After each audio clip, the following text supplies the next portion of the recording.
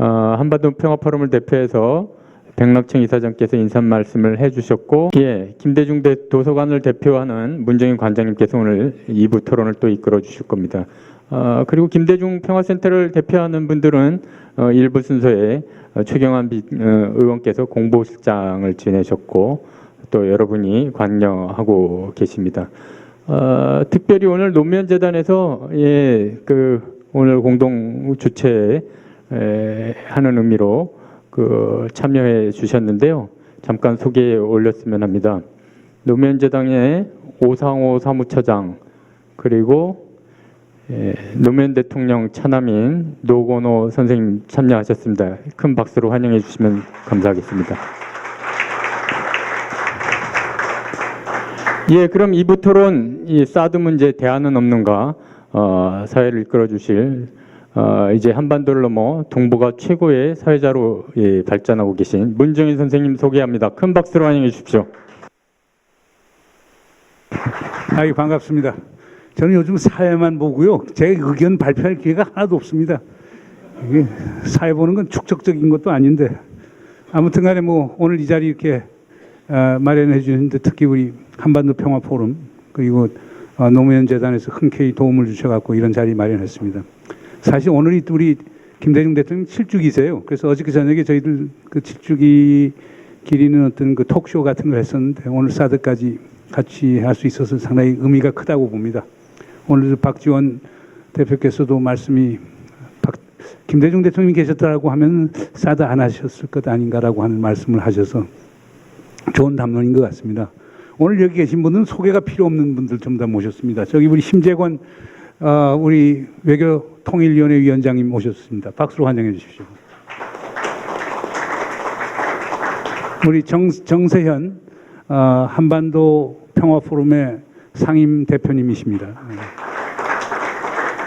우리 송민순 경남대학이 아니고 북한대학원 대학 총장님이십니다. 전 외교부 장관을 하셨습니다. 그다음에 김영희 중앙일보 대기자님 모셨습니다. 아마 대한민국 최고의 논객들이라고 저는 생각합니다. 글도 잘 쓰시고 말씀도 잘 하시고, 그 다음에 전부 다 정부 고위직을 다 하셨고, 우리 김영희 대기자님 빼시고는. 그래서 누구보다 사드 문제 같은 것을 객관적이고 합리적인 시각에서 다룰 수 있지 않을까 생각이 됩니다. 우선 여기 이런 식으로 1시간 반인데요. 이런 식으로 진행하겠습니다. 1시간은 저희들 패널리스트들끼리 이제 토론을 하고, 나머지 30분은 플로어에 오픈을 해서, 특히 첫 세션에서 질의응답 시간이 없었기 때문에 플로어에 오픈해서 하도록 하겠습니다. 우선은 제가 네 분께 공동으로 여쭈고 싶은 거는요, 박근혜 대통령께서 2차례에 걸쳐서 여러분들 대안이 있으면 얘기해 주십시오. 그러니까 사드라고 하는 것은 자위적 조치고, 그 다음에 우리 한민구 장관은 어저께 성주가 갖고 온 최소한의 자위적 조치라고 얘기를 하셨거든요. 자, 그것까지도 못한다면 다른 대안이 뭐가 있느냐. 그래서 우선 단도직입적으로 김영희 대기자님, 대안은 있습니까? 그 칼럼에서 말씀을 하셨지만 다시 한번 말씀해 주십시오.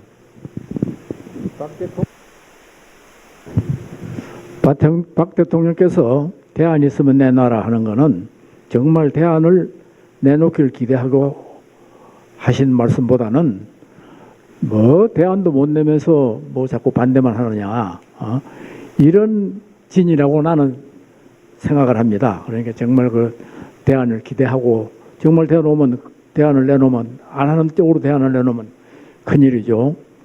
그리고 저는 이따가 이제 당위론들이 많이 나올 텐데, 저는 이 현실론으로 지금 박 대통령이 그렇게 결정을 했고, 또 그 결정을 뒤집을 생각이 없다는 얘기를 몇 차례 했습니다. 그래서 이 결정은 유감스럽게도 불가역적이다. 예? 리버스블하다. 저는 이렇게 하고, 이 전제에서 우리는 어떻게 할 것인가 하는 걸 앞으로 이제 쭉 토론할 거 아닙니까? 그 시간에 제가 토론을 하고, 불가역적이라고 하는 이유도 지금 설명하면 시간이 없을 거 아닙니까? 말씀하시지 않습니까? 그래요? 예. 불가역적이라는 게. 알겠습니다. 그건 이제 대통령이 그렇게 일단 강하게 결정을 했고, 또 그걸 갖다가 후퇴를 한다면은 이 체면상 후퇴할 명분도 없고, 그보다도 중요한 것은 이거는 좀 거의 토론이 안 되는 상황인데, 제가 수차례 칼럼에서 슬쩍슬쩍 비춰도 아무도 그걸 픽업하지 않아요. 그게 뭐냐 하면은 이 사드 배치의 결정 뒤에는 어마어마한 또는 가공할 이 세력이 있습니다. 그 뒤에. 그거는 미국 정부도 아니고 의회도 아니고 국방부도 아닙니다. 그거는 우리나라 국방부는 더군다나 아니고, 그거는 군산복합체라는 겁니다. 군하고 방산업체. 근데 여기에 하나가 더 들어가요. 군산의회. 이제 의회가 두 자리가 돼서 그런데 군산정, 그래서 군산정 복합체가 뒤에떡 버티고 있는데, 이게 어느 정도냐 하면은 미국이 50개 주인 건 여러분 다 아시죠? 미국이 50개 주인데 48개 주에 이 방산업체의 본사 또는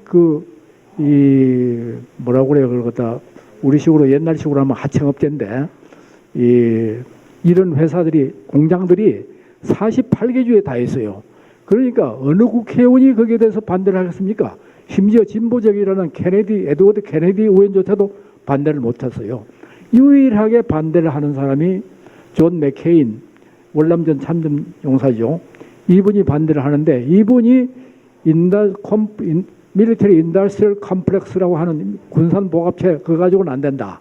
의회까지 넣어가지고 밀리터리 인더스트리얼 폴리티컬 컴플렉스라 해야 된다. 이렇게 얘기를 했는데, 뉴욕 타임스 8월 8일자에 보면 말이에요.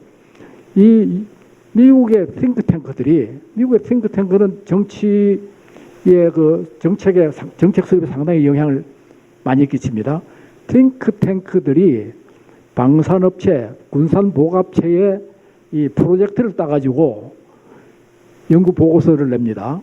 여기에서 8월 8일 날 뉴욕 타임스에 우리가 참 실망스럽게도 브루킹스 인스티튜션, 이게 민주당계고 진보적인, 그나마 상대적으로 제일 진보적인 연구소인데, 여기서 이 기업들을 위한 이 보고서를 냈다. 기업들로부터 도네이션을 받아가지고 이렇게 하면서 거기에다가 문정인 교수도 아주 친하고, 저도 아주 친하고, 중앙일보하고 매년 이 포럼을 같이 하는 CSIS, 상당히 보수적인 탱크입니다. 여기서는 드론 산업에 관한, 드론 산업을 유리하게 생각하게 만드는 그런 보고서가 나왔다고 그 기사에 들어있어요. 주된 기사는 이 브루킹스에 관한 것이지만은, 이런 걸 보면은 여러분들 보셨는지 모르지만은, 제가 제목을 잊어서 참 유감인데, 노무현 대통령 비슷한 분을 이제 대통령으로 설정을 하고, 이 연속극이 하나 있었어요. 연속극에서 보면은 미국의 방산업체가 한국의 국회도 다 구성을 하고 대통령도 다 뽑고, 그래가지고 나중에 이 대통령이 이제 이 말을 안 듣기 시작을 한다고요. 느낀 바가 있어가지고. 그래서 국회에서 탄핵을 해요. 탄핵을 하는데 시간을 딱 보면서 지금 쭉쭉쭉쭉 이제 의석 표결을 하는데 의석수를 계산을 합니다. 계산을 해가지고 딱 이제 정족수를 탄핵을 하는데 필요한 정족수가 넘어섰을 때 대통령한테 협박을 해요. 그래서 대통령을 말을 안 듣고 대통령을 만들기 위해서 동해 안에서 이 민간인들이 대량 학살되는 사건을 일으킵니다. 그러니까 대통령 상당히 정통성이 없는 거죠. 그래서 대통령이 그 탄핵 시간에 거기에 그 민간인 희생자 추모비를 방문을 해요. 이제 사죄를 하러. 그때에 이 대통령 경호실의 대부분도 전부 방산업체에 매수된 그런 에이전트들입니다. 이 사람이 이제 대통령을 그 자리에서 암살하려고 이제 달려가고, 근데 이제 경호실에서도 이 제정신이 똑바로 잡힌 사람이 있었어요. 그래가지고 이제 이 사람이 노력을 해가지고 거기서 일대 격전이 벌어지는데, 총격전이 벌어집니다. 이렇게 방산업체가 무섭다는 얘기입니다. 결국 이제 대통령은 살아서 이제 돌아와서 사임을 하게 됩니다. 이 정도 가공할 힘을 가진 방산업체가 배후에 있기 때문에 대통령도 거기에 대해서는 저항을 못하고 탱크는 프로젝트를 받기 때문에 꼼짝을 못하고 의원들은 지역구에 발이 묶여 있고 이런 상황이기 때문에 이런 거 다 포함해서 한국의 국내 사정 포함해서 저는 이리버시블하다. 송 장관님, 지금 김영희 대기자님 주장대로라면은 사드 배치는 미국의 군사안복 합체의 결과이다. 이걸 해결하는 방법은 한미동맹 끊는 수밖에 없네요. 그거 말고 또 다른 대안이 있습니까? 한미동맹을 해체하는 것밖에 없네요. 왜냐하면 군사안복 합체가 우리에게 영향력을 행사하는 것은 결국에 우리 동맹이라고 하는 기제를 통해서 하는 거니까 그렇지는 않죠. 그렇지 않습니까? 그럼 한번 말씀. 한미 동맹도 하면서 사드도 안 하고 할 수 있죠. 왜냐하면은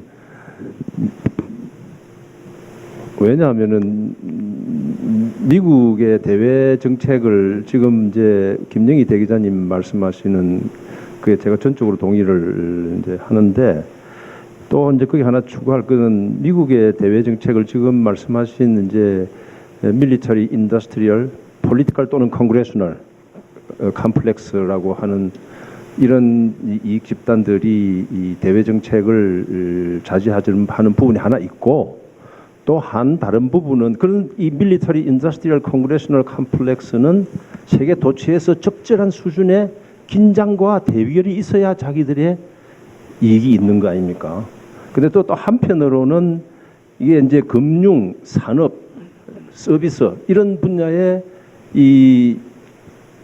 이익을 가진 그룹들은 뱅킹 인더스트리라든지 금융산업이라든지 제조업이라든지 서비스 이런 그룹은 그런 긴장이나 대개 군사적 대립보다도 이게 평화롭게 해가서 그게 경제 개발이 잘 되고 이렇게 해야 동북아시아 같은 데 경제 협력이 잘 돼야 자기들이 할 게 생기기 때문에 이 두 개의 이익 집단 간의 경합이 있거든요. 경합.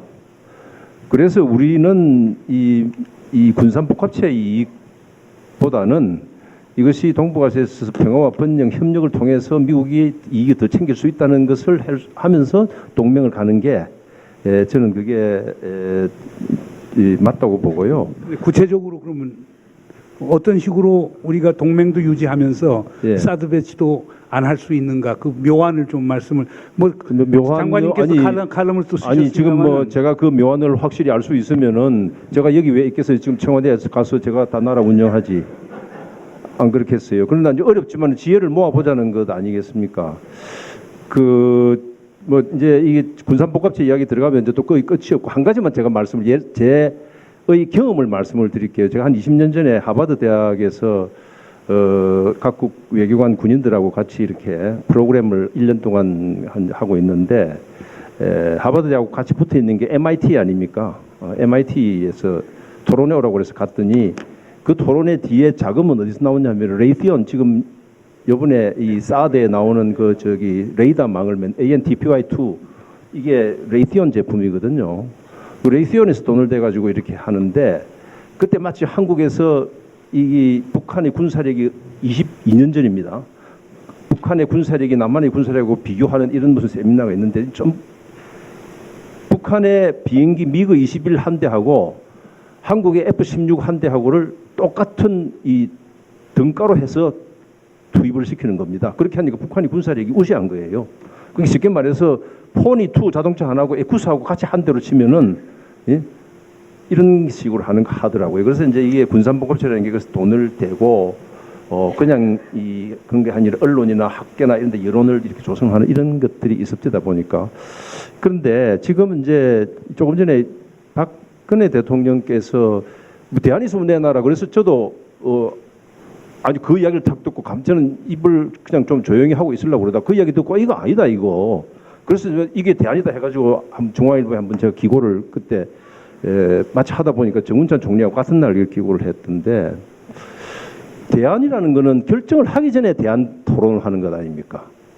그렇지 않습니까? 그렇죠? 결정하기 전에 A안 우리 정부에서 다 있어봤지만 A안, B안, C안 쭉 해놓고 그럼 A, B, C 절충안 뭐 이렇게 나오는 것 아닙니까? 근데 다 결정해놓고 이거다 다른 거 내놔라 이거는 국가를 운영하는 방식은 아니죠. 그죠? 대안은 결정을 하기 전에 이게 하나의 국가의 미래를 생각하는 중요한 결정인데 다 해놓고 대안 내라 이건 아닌 것 같고요. 지금은 이제 이 또 하나의 문제는 우리 토론 이건 지금 이걸 기정사실화.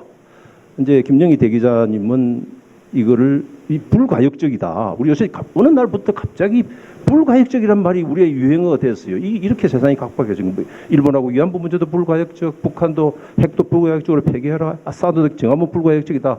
한 번 못 박으면 아무도 못 뽑고 이런 거다 이러는데, 그래서 제가 그날 그 칼럼에도 그런 이야기를 썼습니다. 2008년에 폴란드의 경우를 제가 들었습니다. 그 폴란드가 2008년에 당시 미국 국무장관 콘돌리자 라이스하고 폴란드의 외교장관 시코르스키하고 라덱 시코르스키하고 둘이서 외교장관 간에 사드 미사일, 사드라는 게 미사일 방어망입니다. 뭐 사드와 MD를 구분한다, 이건 말이 안 되는 이야기입니다. 그건 그냥 그대로 미사일 방어망입니다. 그런데 그 폴란드의 미사일 방어망 설치하는데 양국 간에 이 합의서를 서명을 했어요. 그런데 서명을 했는데 폴란드 의회에서 서명을 하면 폴란드 의회에서 비준을 받아야 되는 겁니다. 비준 동의. 아마 요 전 세션에 그 토론이 있었는 걸로 알고 있는데, 비준 동의를 받으러 가니까 이게 아니다. 지금 우리가 이렇게 급하게 해가지고 거기도 비슷하거든요. 폴란드라는 나라도 동구라파의 소련 진영의 동구라파와 서구라파의 앞에 서가지고 제일 전선에 서서 자기가 그 싸움의 최전선에 서기를 원하는 사람은 없잖아요. 그러니까 이 위험이 있다 이래서 안 하고 있다가 이제 나중에 우크라이나 사태가 돼서 작년에 결정을 해가지고 금년 5월에, 그러니까 서명을 한 거는 2008년인데 8년이 지난 금년 5월에 그 공사를 시작했습니다. 기반 공사를. 이제 그건 통과가 돼가지고 그만큼 이 자기 국가 안보에 관한 핵심적인 문제에 대해서는 행정부 하나가, 대통령이나 총리가 서명한다고 해서 되는 것도 아니고 누가 장관이 한다고 해야 아니라 의회라는 것이, 국민을 대표하는 의회가 이걸 결정을 같이 하는 거거든요. 그래서 지금 저는 이거 안보 문제를 갖고 여야가 어디 있나? 안보 문제 여야가 같이 지혜를 모아서 결정하면은 그때부터는 여야가 있을 수가 없죠. 그건 일방적으로 정하고 그대로 따라오라. 이거는 저는 민주국가에서는 있을 수 있는 일은 아니라고 봅니다. 그런데 여기 이제 우리 심재근 그 위원장님도 계시지만은 이런 경우에 미국 같으면 어떻게 합니까?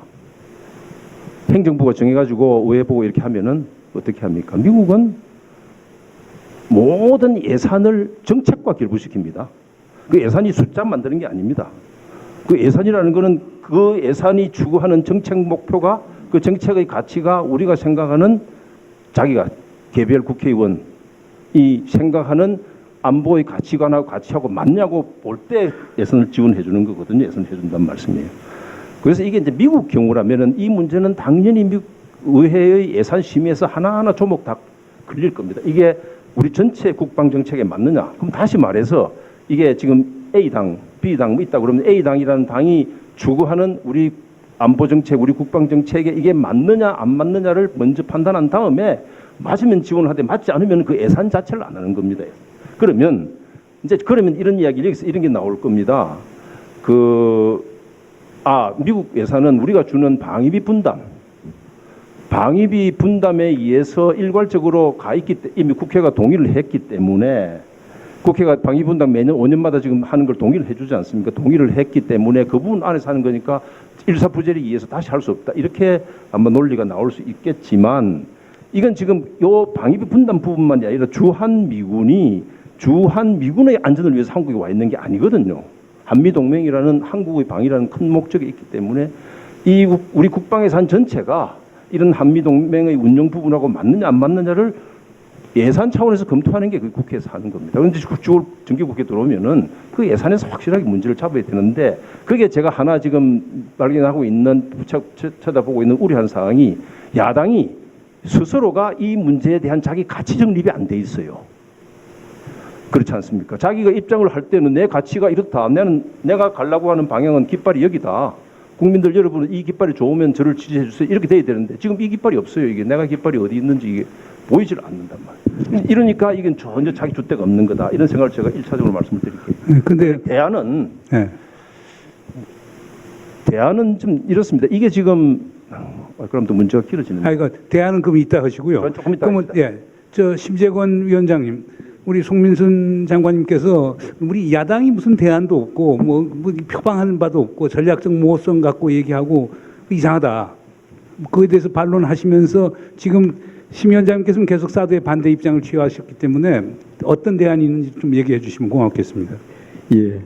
우선 맨 처음에 처음 문제 주셨던 그 박근혜 대통령께서 대안이 있느냐 이렇게 물었을 때 뭐라고 대답할 수 있겠냐라고 말씀을 주셨는데 뭐 제가 직접 지금 질문하신 그러니까 대통령께서 물으신 그 대안의 뜻이 뭐냐라고 뭐 정확히 알 수는 없지만 대략 그 두 가지로 생각을 해볼 수 있다고 봅니다.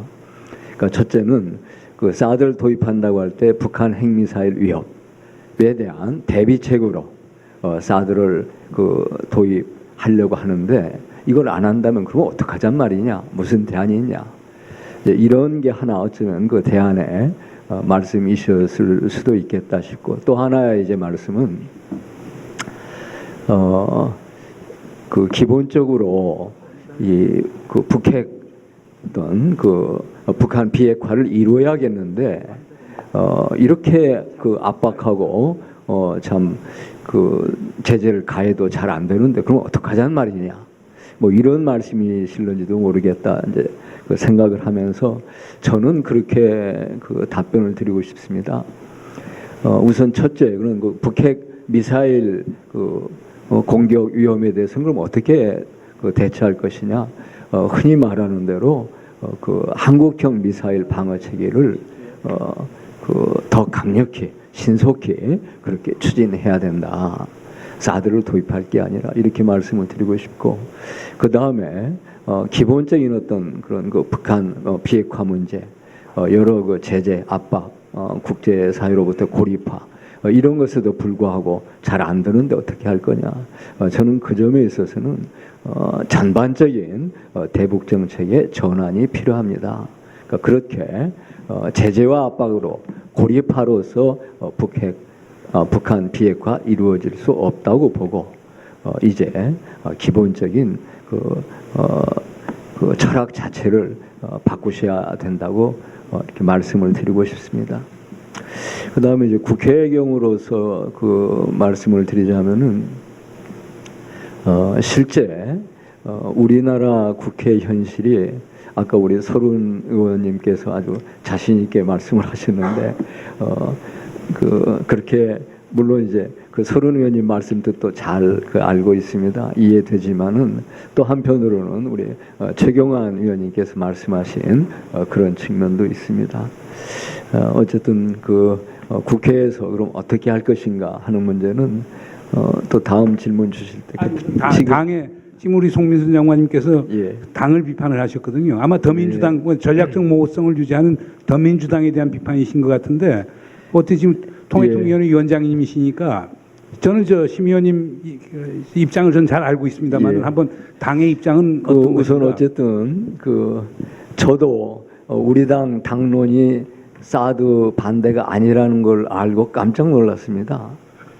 그러니까 처음 이 문제를 가지고 20대 국회 의총이 열렸을 때 뭐 제가 밖에 나와서 이야기를 안 했기 때문에 보도되거나 이러진 않았습니다만은 제가 발언 순서를 얻어서 우리 당의 당론이 아니라는 걸 지금 처음 알았다. 제가 이렇게 이야기했습니다. 김대중 대통령 그러셨고 노무현 대통령 그러셨고 다시 19대 국회에 들어와서 이 문제 제기됐을 때부터 그 당시 저는 이제 외통의 간사였습니다만은 저뿐만이 아니고 우리 국방위원회 의원들도 그렇고 일관되게 그 문제점을 지적했었습니다. 그런데 20대 국회에 들어와서 갑자기 의총이 열렸는데 이 문제가 이제 당론이 아니라는 겁니다. 그래서 정말 놀랐다. 그리고 언제부터 이게 당론이 아니었단 말이냐. 나는 당론으로 생각해왔다. 이렇게 이제 말씀을 드렸고 전략적 모호성에 대해서도 명백히 잘못됐다고 이야기를 했습니다. 제1야당인데 국민의 위임을 받아서 국정을 의논하는 그런 국회의 대표인데 어떻게 이처럼 중요한 그런 국민의 안위, 국가 이익과 그 직결되는 문제에 대해서 어떻게 도대체 모호한 태도를 취할 수 있단 말이냐. 기면 기고 아니면 아니고 그 이유는 뭐고 이거를 명백히 밝혀가지고 국민들로부터 그 이해를 구하는 게 그게 옳은 태도지. 전략적 모호성은 있을 수 없다. 이렇게 그 공식 발언을 했습니다. 그래서 저는 그런 그 입장은 잘못됐다고 생각을 하고 전략적 모호성 있을 수 없다고 생각합니다. 네, 감사합니다. 정세현 장관님, 장관님께서는 대안을 좀 말씀을 해주십시오. 장관님도 여러 칼럼에서 그 대안을 말씀을 하셨는데 여기 이 자리에서 좀 아주 간결하게 좀 말씀을 해주시면 고맙겠습니다.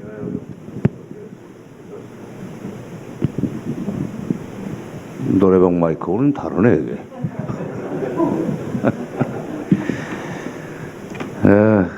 제가 어떻게 사드 반대 운동의 치어리더 비슷하게 됐습니다 지금. 네. 근데 대안이 있으면 제시해보라는 질문 자체가 이게 잘못된 겁니다. 주문 자체가 잘못된 겁니다. 사실은 이런 일이 일어나지 않도록 충분히 방지할 수 있는 시간이 있었습니다. 그리고 이제 육자회담을 얘기하는 겁니다. 육자회담이 2008년 12월 11일 베이징에서 있었던 육자회담 수석대표 회동 이후에 열리지 않았습니다. 그 열리지 못하게 된 것은 이명박 정부의 대북 정책이 비핵 개방 3천이었기 때문입니다. 북한의 비핵화 의지를 확실하게 확인하기 전에는 육자회담 할 필요 없다는 입장. 이것 때문에 우리가 나서려고 하질 않으니까 미국도 거기에 뭐 그걸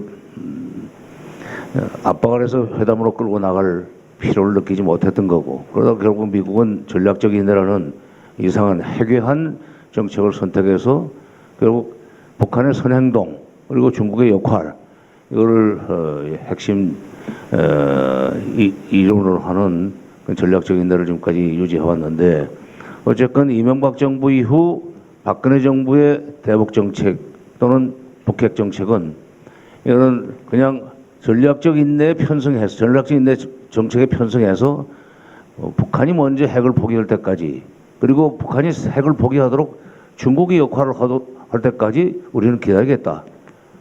그런데 저는 북한 사람들에 대해서 제가 현장에서 어떤 남북 대화에서도 그렇습니다만은 지켜보면은 하여튼 그 사람들한테는 틈새 시간을 주지 말아야 돼요.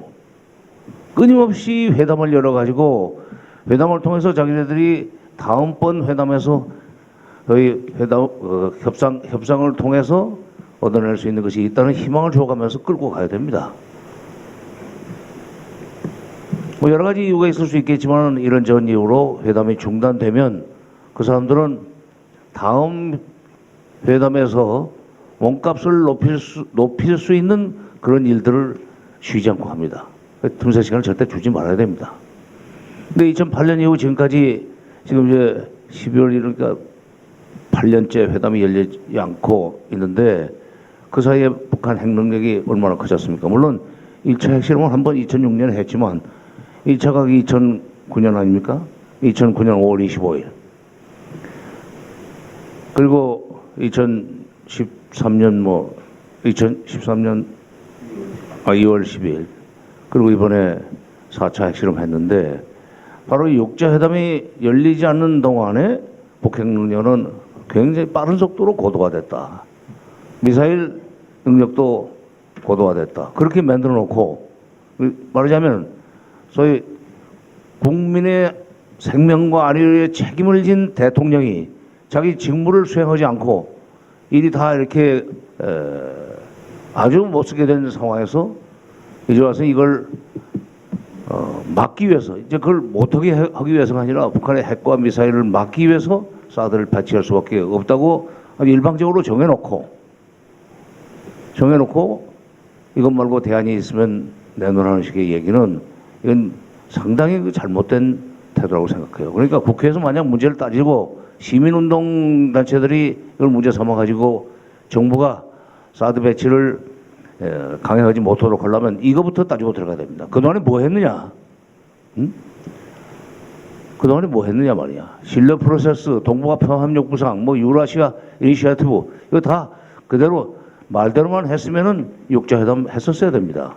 육자회담을 통해서 북한이 핵 능력을 강화하지 못하도록 계속 견제를 가하고 미사일 능력도 강화하지 못하도록 견제를 했더라면 지금 와서 이런 얘기 안 해도 되는 상황이었다는 것을 지적하고 따라서 그렇기 때문에 지금 와가지고 무슨 대안이 있느냐 없느냐가 따질 것이 아니고 그리고 더구나 이것을 기정사실화 하려고 하는 정부나 여당의 방침에 절대로 협조해서는 안 됩니다. 아까 우리 김영희 대기자께서는 불가역적인 것으로 전제를 하고 여기 대안을 찾아야 되지 않느냐는 말씀을 하셨는데 불가역적인 것으로 전제를 해놓으면 대안은 저는 없다고 생각합니다. 아까 그 조금 전 앞에 있었던 세션에서 김종대 의원이 아주 기술적으로 상세히 설명을 했는데 절대로 이게 지금 뭐 토막을 치거나 뭐 분리 처리할 수 있는 것이 아니에요 지금. 그야말로 일파만파로 사드가 일단 배치가 되기 시작하면은 그건 자동적으로 MD로 들어가는 거고 MD에 편입이 되면은 완전히 미국의 이런 지하에 우리가 움직일 수밖에 없는 어차피 뭐 전시작전 통제권을 그쪽에 맡겨놨으니까 그럴 수밖에 없다고 보기도 해야 되겠지만 그렇게 되면은 우리는 우리의 국가익이나 우리 안보를 우리의 결정으로 대처할 수 없는 그런 상황으로 들어가 버립니다. 따라서 저도 처음에는 오늘 대안을 좀 분리해서 적절하게 사드 배치만 끝내고 MD로 넘어가지 않는다는 식의 얘기를 하고 그리고 그걸 가지고 중국과 러시아를 설득을 해서 이게 더 이상 우리가 소위 한미일 북중러 삼각 대결 구도에 들어가지 않는다든지 또는 남북 관계를 개선하지 못하는 그런 그 악순환의 굴레로 들어가지 말아야 되겠다는 생각을 했었는데 아까 가만 들어보니까 기술적으로 도저히 분리가 안 되는 거예요. 도 아니면 뭐다 이거예요. 안 되는 쪽 안 되면 안 되는 거고 확실하게 안 되는 쪽으로 막아야 되고 그러려면 역시 국회밖에 없다고 생각합니다. 그러니까 대안을 여기 지금 제목부터가 좀 난 조금 잘못됐다고 생각해요. 대안이 있는 것처럼 전제를 해놓고 하면은 대안을 내놔야 되는데 대안이 있지 않습니까? 아니 분리가 안 되기 때문에 아니 그러니까 지금 아까 말씀하신 것이 이제 여러 학자들이 우리 남경필 지사부터 얘기해서 소위 한시적 사드 배치. 북한이 핵을 포기하면 사드를 철수. 이게 말도 안 되는 그걸 또 뭐 전 대안이 아니라 통상부 장관 했던 분까지 다 이렇게 전부 다 해서 거기 동참해서 말씀을 하시는데 우선 저는 대안이 있다고 봅니다. 전 심재권 의원님께서 그건 분명히 밝히는데 북한하고 대화하고 협상하면 될 거 아닙니까? 전쟁하다가도 대화 협상하는데 김영희 대기자님 대화 협상은 불가능한 겁니까? 당연히 박근혜 대통령께서 하신 말씀이 있거든요. 전쟁 중에도 북한하고 대화를 대화를 하려면 해야 된다. 지금 비밀 접촉으로나 협상을 할 수가 있는 거지. 지금 북한과 뭐 일체 공개적인 협상을 할 수 없다, 대화할 수 없다는 식으로 선을 그어놨단 말이에요. 아니 마크 접촉을 하면 될 거 아닙니까? 마크 접촉을 안 하겠다고 그러는 아니 거예요. 허도록 국민이 압력을 가하면 될 거 아닙니까? 그러니까 그 김영희 아니, 대장님께서 그게 박근혜 대통령의 성격을 몰라서잖아요 지금. 자, 우리 그것- 김영희 대기자님 하시고 그건 동감인데요.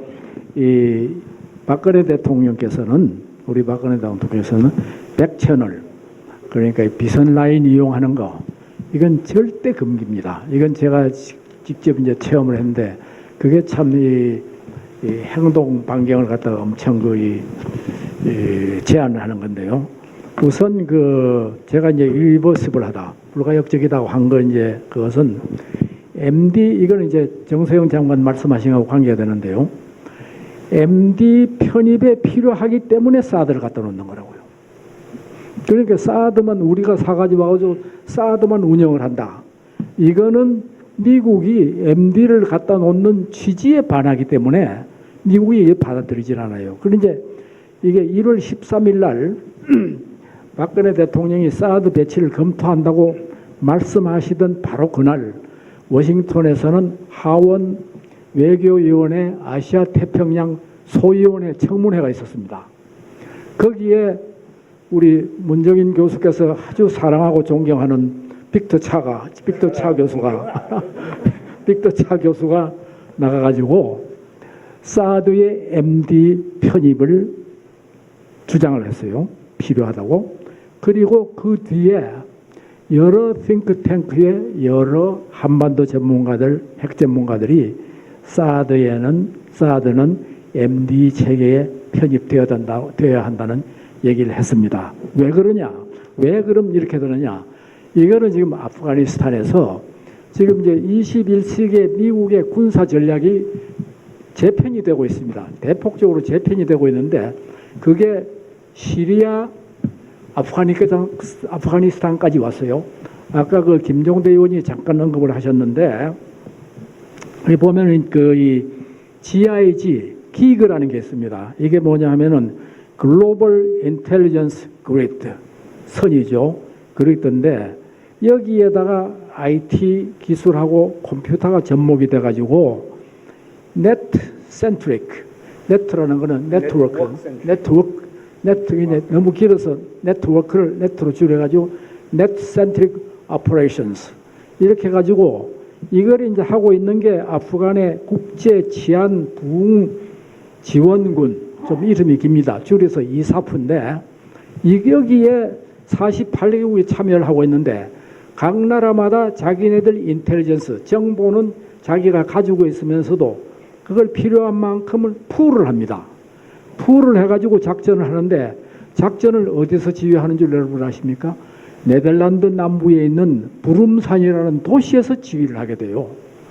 그러니까 사드가 MD에 편입이 되면은 평택이나 뭐 일본이나 괌에서 이게 태평양 하와이에서 이게 지휘하는 게 아닙니다. 이 지휘를 어디서 하느냐면은 네바다 사막에 있는 어느 구석 조그마한 그 이 사무실에서 거기 앉아서 이걸 갖다 지휘하게 됩니다. 그래서 우리가 알아야 되는 건 사드는 사드로서 배치를 하는 게 아니고 아까 김종대 의원이 전체 그 이 지휘 통제 아키텍처라는 말을 썼는데 아키텍처의 일부분 다시 말하면 MD에 편입되는 걸 전제로 하고 지금 편입 아니다고 하는 것은 정직한 답변이 아닙니다. 여러분 거기에 속아서는 안 돼요. 그러니까 김 대기자님 그러면 하여간 대안이 뭡니까? 대안이 저쪽에서 지금 두 분께서는 지금 대화 협상이 아주 찬스가 있는 거다. 대안 얘기를 할게요. 제가 좀 저희 그걸 간단히 해주시고 그다음에 송 장관님 지금까지 좀 매크로하게 말씀을 드렸는데 마이크로하게 제가 말씀을 드릴게요.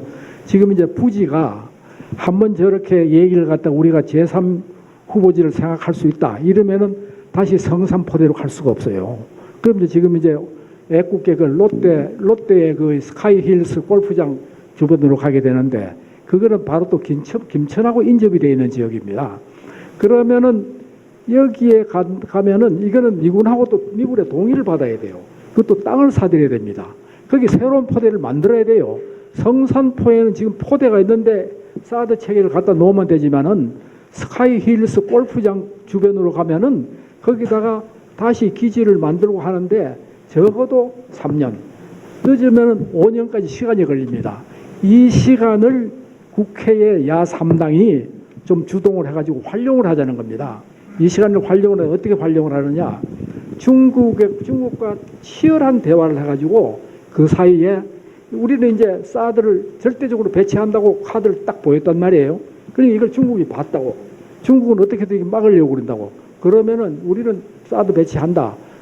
이걸 막으려면은 이 기간 안에 북한에 대해서 적어도 핵과 미사일 실험을 중지한다. 중단이 아니고 모라토리움 아니고 중지한다. In return for. 거기에 대해서는 한국과 미국은 한미연합훈련을 규모를 축소한다. 이걸 교환을 하면서 트레이드를 하면서 슬그머니 사드를 갖다가 드롭하는 그런 문제인데 그다음에 이제 그러면은 미국을 설득해야 하는 문제가 남지 않습니까? 그건 한 번 더 돌아오셔서 좀 송 장관님 북쪽 친구들을 봤을 때는 사드가 자기들이 큰 위험으로 안 보거든요. 아니 사드는 억제하는 것도 아니고 그렇다고 영어로 컴펠런스라고 해서 강압적 방법으로 북한의 행태를 바꾸는 것도 아니거든요. 아주 소극적 방어 기제로서의 요격 시스템이거든요. 그럼 내가 북한에서 군사작전 하는 사람 입장 봤을 때 사드는 하나 걱정거리가 안 돼요. 그건 쉽게 해서 우리가 북한 보고 쏠 테면 쏴봐라. 그럼 우리 사드 갖고 맞겠다는 건데 이보가 애들 필요해서 쏜다면 쏠 수 있겠죠.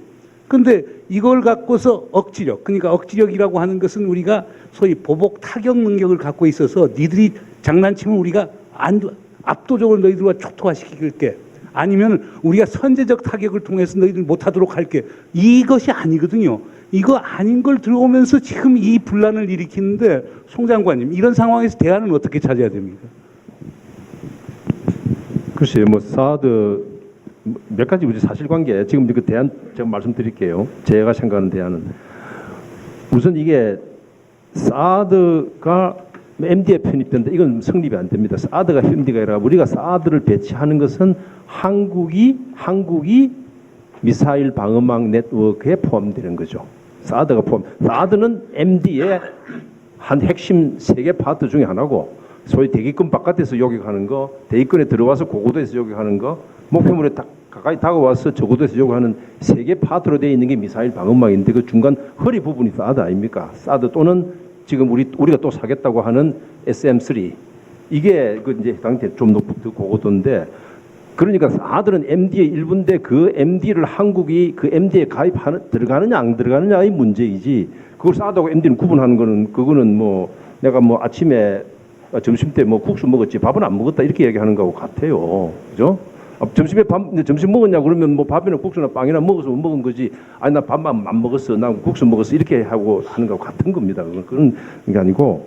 그다음에 제가 민주당에 한 번 더 말씀을 드리겠는데 지금 사드라는 이 개념 자체 이게 미국과 중국의 그리고 유럽에서는 미국과 러시아의 대립하는 국면에서 나와 있는 하나의 도구가 이게 미사일 방어망이고 그 한 부분이 사드인데 지금 아마 민주당이 추구하는 정책은 방향은 대륙과 해양을 분단시키는 게 아니고 연결시켜서 우리의 통일만 뿐만 아니라 번영이나 미래를 열어가자는 게 민주당이 확실하게 추구하는 노선 아닙니까? 맞죠?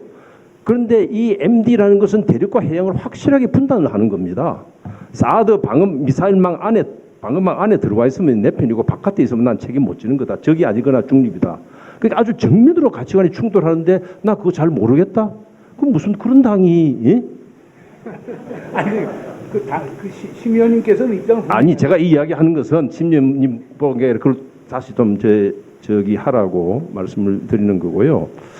그 지금 그 대안을 말씀을 하시는데 말씀 가중에서 아까 우리 심 의원님 것인데 대북 정책을 전면적으로 전환해야 된다. 우리 여러분 이렇게 이야기를 하는데 저는 이거는 지금 우리 대북 정책 어떻게 전환합니까? 김정은이 어쨌든 정권 유지 체제 하는 과정에서 이렇게 쫙 나오고 있는데 여러 가지 지금 하고 있잖아요. 우리 국내적 정서도 그렇고 또 대북 정책에 있어서 가장 많은 당근을 들고 있는 미국에서는 잘 아시다시피 미국 가서 북한하고 이야기 못하겠다 이런 겁니다. 그러니까 이거 대북 정책을 전환한다는 것은 엄청나게 뜨거운 감자입니다. 그런데 이러면 우리가 먹을 때 뜨거운 감자를 챙기면 어떻게 합니까? 뜨거운 감자 챙기면 내가 들고 뜨거워라 이렇게 들고 있습니까? 지금 우리가 들고 있거든요. 이제 손이 막 지금 이거는 사실 정부나 야당이나 할 거 없이 이게 좀 손이 막 디는 판인데 이걸 들고 있는 거예요. 지금 막 들고 말이죠. 오른손 왼손 들었다 이렇게 하고 있는 게 이게 빨리 뜨거운 감자를 다른 사람한테 넘겨줘야 됩니다.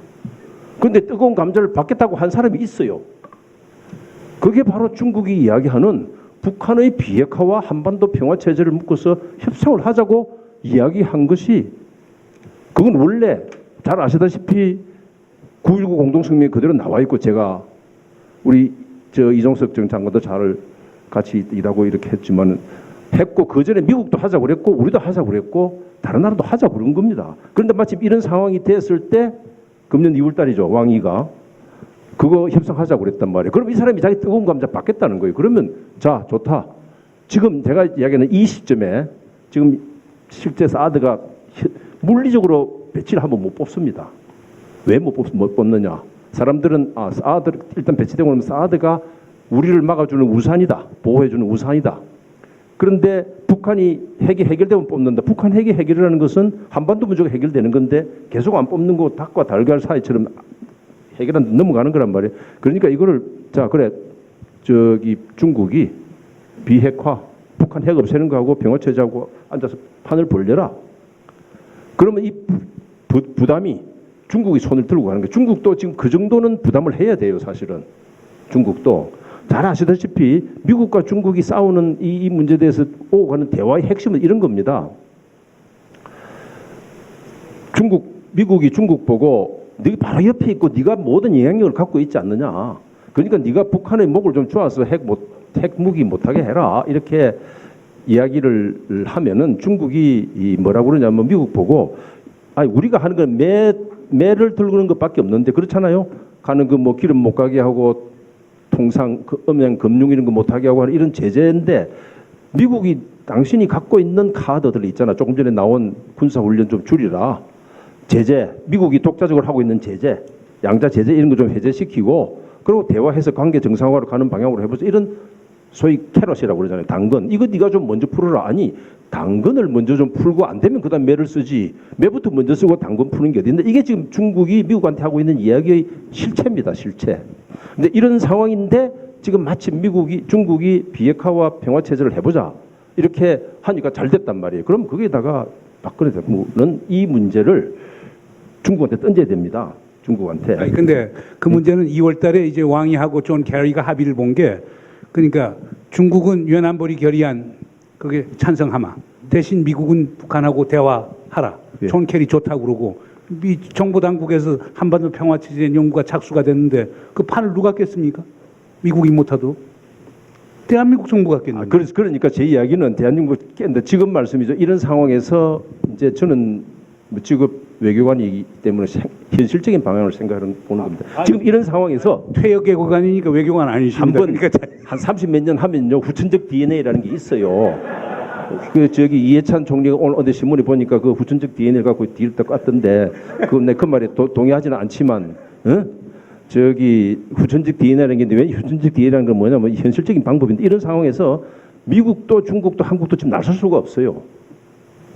미국이나 중국 여러분들이 강대국 정치라는 게 있습니다. 강대국 정치라는 거는요 절대 상대방의 협박이나 압박하에서 자기 먼저 행동하지 않습니다. 잘 보세요. 지금 중국과 미국 남중국의 문제라든지 다 그렇습니다. 이럴 때는 결국은 누군가가 제3의 세력 보이지 않는 손을 동원시켜야 돼요. 그래서 자리를 앉혀서 쟤는 비핵화 북한의 핵 문제와 평화체제 문제를 갖고 앉아야 됩니다. 그런데 국내에서 우리 이 진보에 있는 사람들도 이 평화 문제에 대해서 너무 집착하는 것도 있고 이 또 보수에 있는 사람들이 여기에 대해서 평화만 나오면 또 즐겁을 하는 사람들이 있어요. 이 이야기가 나오면 뭐로 되냐면 미군 철수 이야기합니다. 평화 체제 하면 미군 철수를 연결시켜야 되는데 미군 철수는 다른 문제거든요. 지금 주한 미군의 역할은 제가 보기에는 앞으로 동북아시아에 있어서 안정자 역할로서 발전적으로 만들어 나가야 돼요. 중국도 필요한 부분이 있기 때문에 그래서 이런 걸 아우르는 우리의 기본 틀을 가지고 제3의 손을 동원하는 능력을 정부가 발휘해야 된다. 근데 요체는 비핵화와 평화 체제를 하나로 묶어서 테이블을 올리고 그게 협상이 긴 과정이잖아요. 피스 프로세스는 긴 과정 협상이 진행되면은 우선 긴장이 떨어지면은 사드를 배치해야 되겠다고 주장하는 사람들의 명분도 떨어진다 이거예요. 저는 그 길로 가야 된다고. 그러니까 결국 지금까지 이제 대안은 대충 나온 것 같습니다. 우선 첫째 정신 차리자. 두 번 대화 협력하자. 세 번째는 구체적인 안으로 결국에 북한의 비핵화 한반도 평화 체제를 연계시키는 작업을 하고 한국이 중국과 미국을 설득시켜서 우리가 보다 주도적 역할을 하자라고 하는 게 큰 게임인 것 같은데 제가 심재건 의원님께 지금 질문이 하나 있고 연관시켜서 답변을 해주시면 고맙겠습니다. 아까 제 점심 때 제게 그 지도자이신 분하고 점심을 같이했는데 그분은 만약 사드 문제 갖고 중국이 저런 식으로 나오면은 중국 경제원 끊자 해봐야 우리 30%에서 50% 손해 볼 거다. 그러면 그 사이에 우리는 인도나 동남아로 나가자. 왜냐하면 중국에 끌려가다 보면은 결국에 옛날처럼 중국이 예속화될 가능성이 많다. 이런 식의 얘기를 하면서 제가 깜짝 놀랐거든요.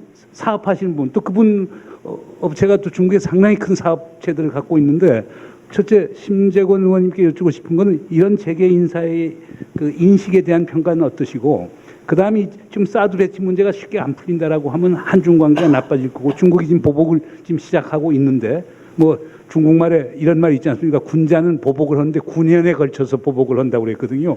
두고두고 우리를 못 살게 굴 텐데 결정적 국론마다 우리 위원장님께서는 지금 어떤 중국 다루는 대안이 있으시다고 생각되십니까? 예, 우선 그 이제 처음 우리 김영희 선생님 말씀하신 군산정 복합시 문제라든가 조금 전에 우리 송 장관님 말씀해주신 그런 거 비핵화와 한반도 평화 체제 동시 그런 거 추진 뭐 전부 다 옳은 말씀이라고 생각합니다.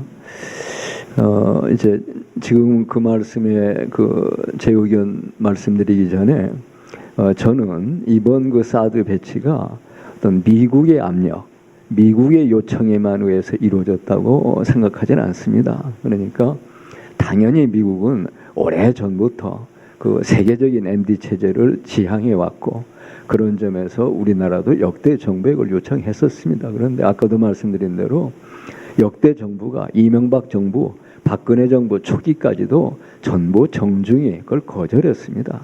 그리고 그런 것을 뒤엎으리만큼 그런 그 한국 정부가 갖는 그런 그 어려움을 토로하고 거기에 대한 이해를 요청했을 때 미국이 그걸 억지로 할 수는 없었습니다.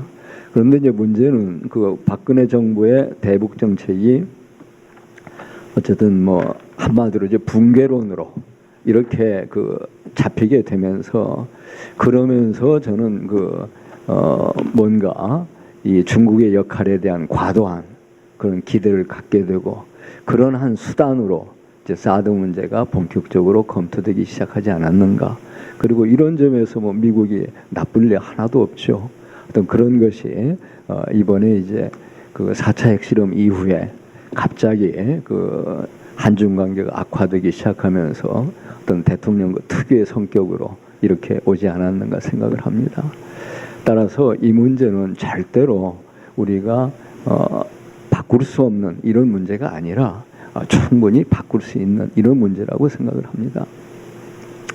그 다음에 이제 지금 당장 무엇을 할 것인가, 뭐 국회 역할 뭐 굉장히 중요하죠.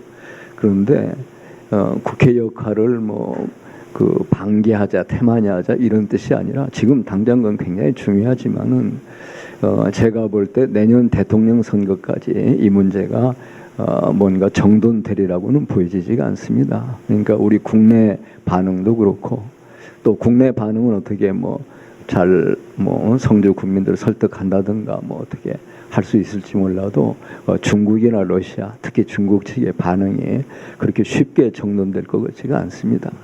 따라서 이제 이 문제는 계속 어떤 일과성이 아니라 어떤 진행성의 문제로 지속되리라고 보고 정말 해야 되는 게 정권 교체를 해야 됩니다.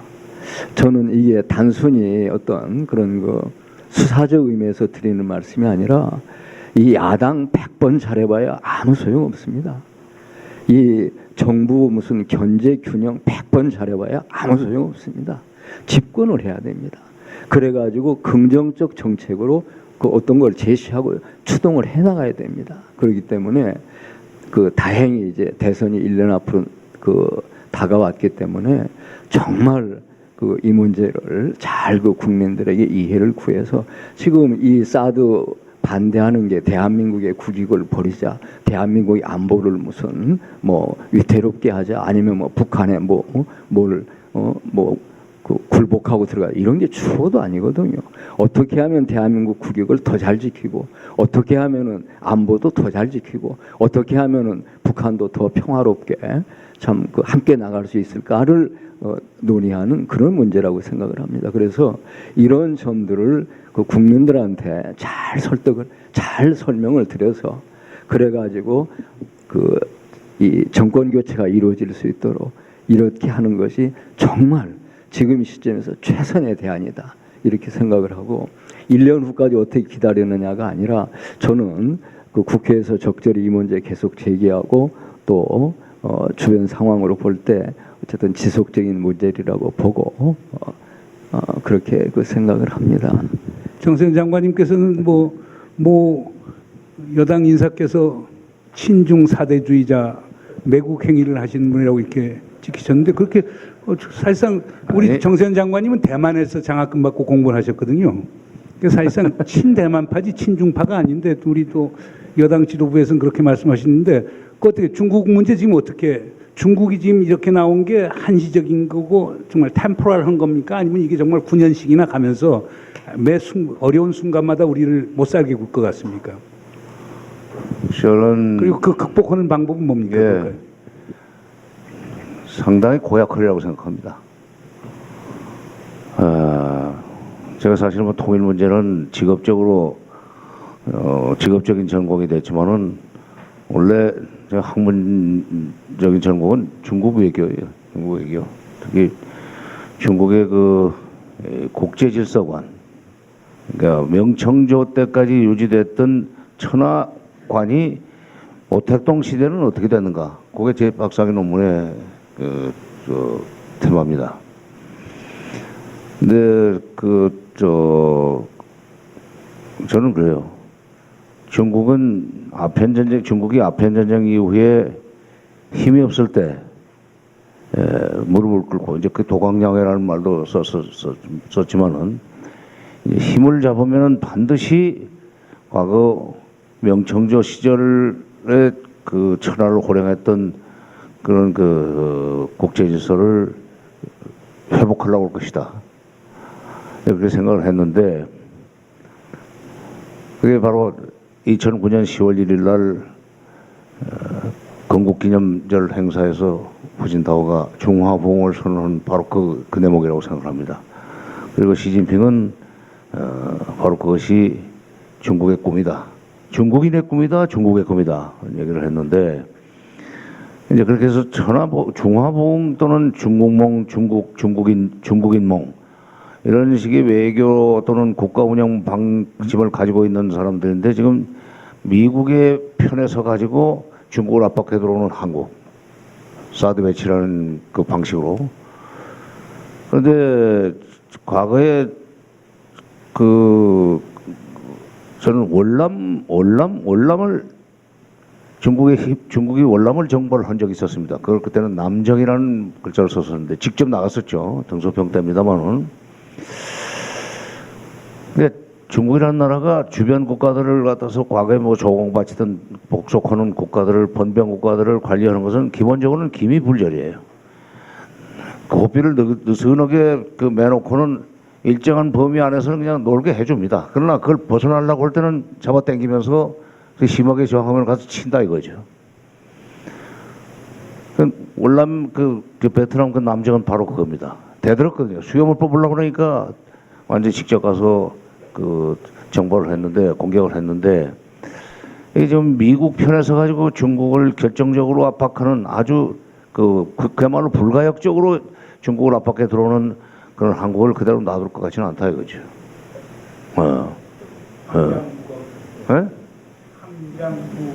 항장무감은 의제 폐공이라 그렇게 했죠. 의제 폐공이라. 칼춤을 추는 것은 뭐 항장 그렇죠. 그래서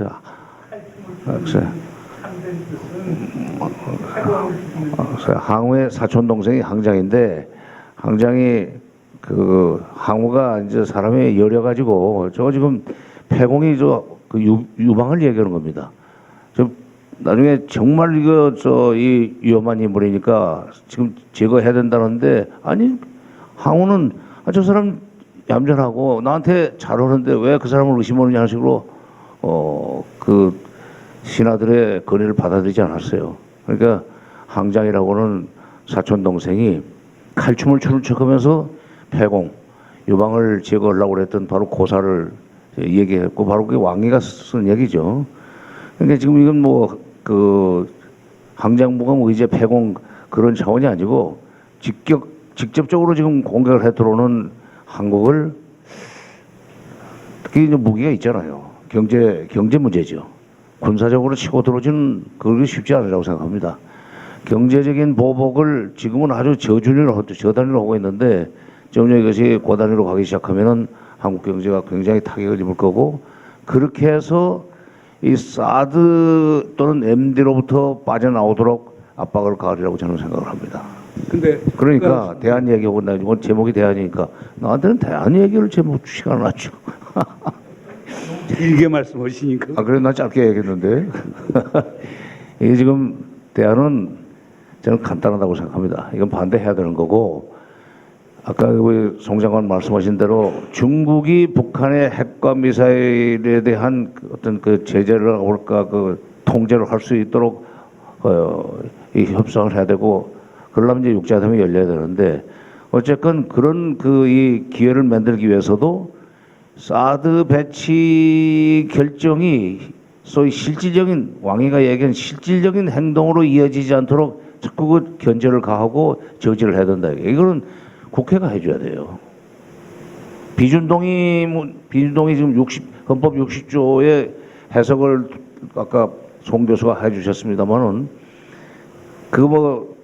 어쨌건 국회가 움직여 가지고 이걸 반드시 동의를 받아서 해야만 되는 일로 만들어서 끌고 나가야 된다. 그래서 내년까지 끌고 가야 됩니다. 그리고 이제 그 사이에 이것이 약간 소위 답보 상태에 있을 때 그때 중국이 움직이도록 비핵화와 평화협정 문제가 논의될 수 있도록 이렇게 총장관 동의하십니까? 시간 끌기 작전 하자. 우선 말씀이죠. 제가 자꾸 이제 민주당 이야기를 해서 미안한데 정권 교체해야 된다고 그러시는데 얼마 전에 한 2년 됐습니다. 미국에서 그 타임지라는 잡지 있지 않습니까? 그래서 미국 큰 조사하면서 사람들 여론조사 같은 걸 했는데 공화당하고 민주당하고 어디다 표를 찍을 거냐 이렇게 물었더니 하는 미국 사람들이 공화당의 저 친구들은 뭐를 할지 내가 확실히 알기 때문에 표를 찍을 수가 없다. 예? 저 친구들이 정권을 잡으면 어떻게 할지 알기 때문에 내가 찍을 수가 없다. 근데 민주당 저 친구들은 말이지 정권을 잡으면 저 친구들이 뭘 할지 내가 모르기 때문에 표를 못 찍겠다. 이런 그게 나왔습니다. 굉장히 심도 있게. 예? 민주당이 지금 정권을 잡아도 뭘 할지 모르는데 어떻게 정권을 잡겠어요 지금. 네, 그런 이야기를 말씀을 드리는 거고. 비대위원장께서는 그런 자세를 가져야 재집권이 가능하다고 얘기했습니다. 이건 지금 뭐 잘 모르. 그다음에 지금 아까 우리 우리 문정인 교수님께서 아니 뭐 그게 정인이나 재인이나 그렇지 뭐. 그런데 지금 우리나라 기업하는 사람이 우리가 중국에 대한 뭐 수입 수출이 한 30% 정도인데 그거 넘기면 된다 이거요. 우리 같은 한국 사람이라 우리가 좀 저런 게 감정적인 객기가 있습니다. 객기. 예? 이거 영어로는 휴브리스라고 그러잖아요. 그죠? 약간 허문, 오만 있는 객기. 이거거든요. 아니 지금 경제가 성장률이 뭐 이게 한 1%, 2%만 떨어져도 엄청난 타격인데 뭐 30% 그대로 반영되는 건 아니지만은 또 하는 이거를 그런 객기가 상당히 지금 언론에 많이 나오고 있잖아요. 사람들이 굉장히 지식 있는 이 국정을 운영했던 경험이 많이 있던 사람들도 이거 보면은 뭐 중국 우리 감당할 수 있다 이런다고요. 요는요. 지금 미국도 중국하고 삿발을 제대로 못 잡아서 어디를 삿발을 잡을지 몰라서 이렇게 이게 빙빙 나오는 과정이 하나 있는 게 MD도 그 중에 하나입니다. 사실 한미일 군사동맹 이것도 마찬가지고. 그래서 미국도 중국하고 삿발을 안 잡겠다고 그러고 중국도 미국하고 발 안 잡겠다고 그러는데 지금 아까 뭐 항장 무금했지만 우리가 떡 나서가지고 중국하고 삿발 잡고 한번 해보자고 나선다고 지금. 예?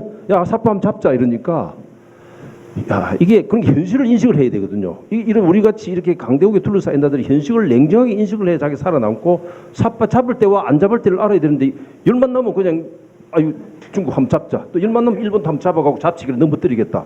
아무나 삿발 잡고 붙자고 그런다고. 그러니까 옆에 사람들이 이게 뭐 참 천방지축이다 이런 생각이 들 수도 있어요. 그 제가 왜 이 말씀을 드리냐면은 여러분들 이거 강대국 정치 차원에서 이 문제를 봐야 됩니다. 강대국. 자, 1950년 10월 인민의원군이 넘어왔을 때 중화인민공화국이 생긴 지가 1년밖에 안 됐습니다.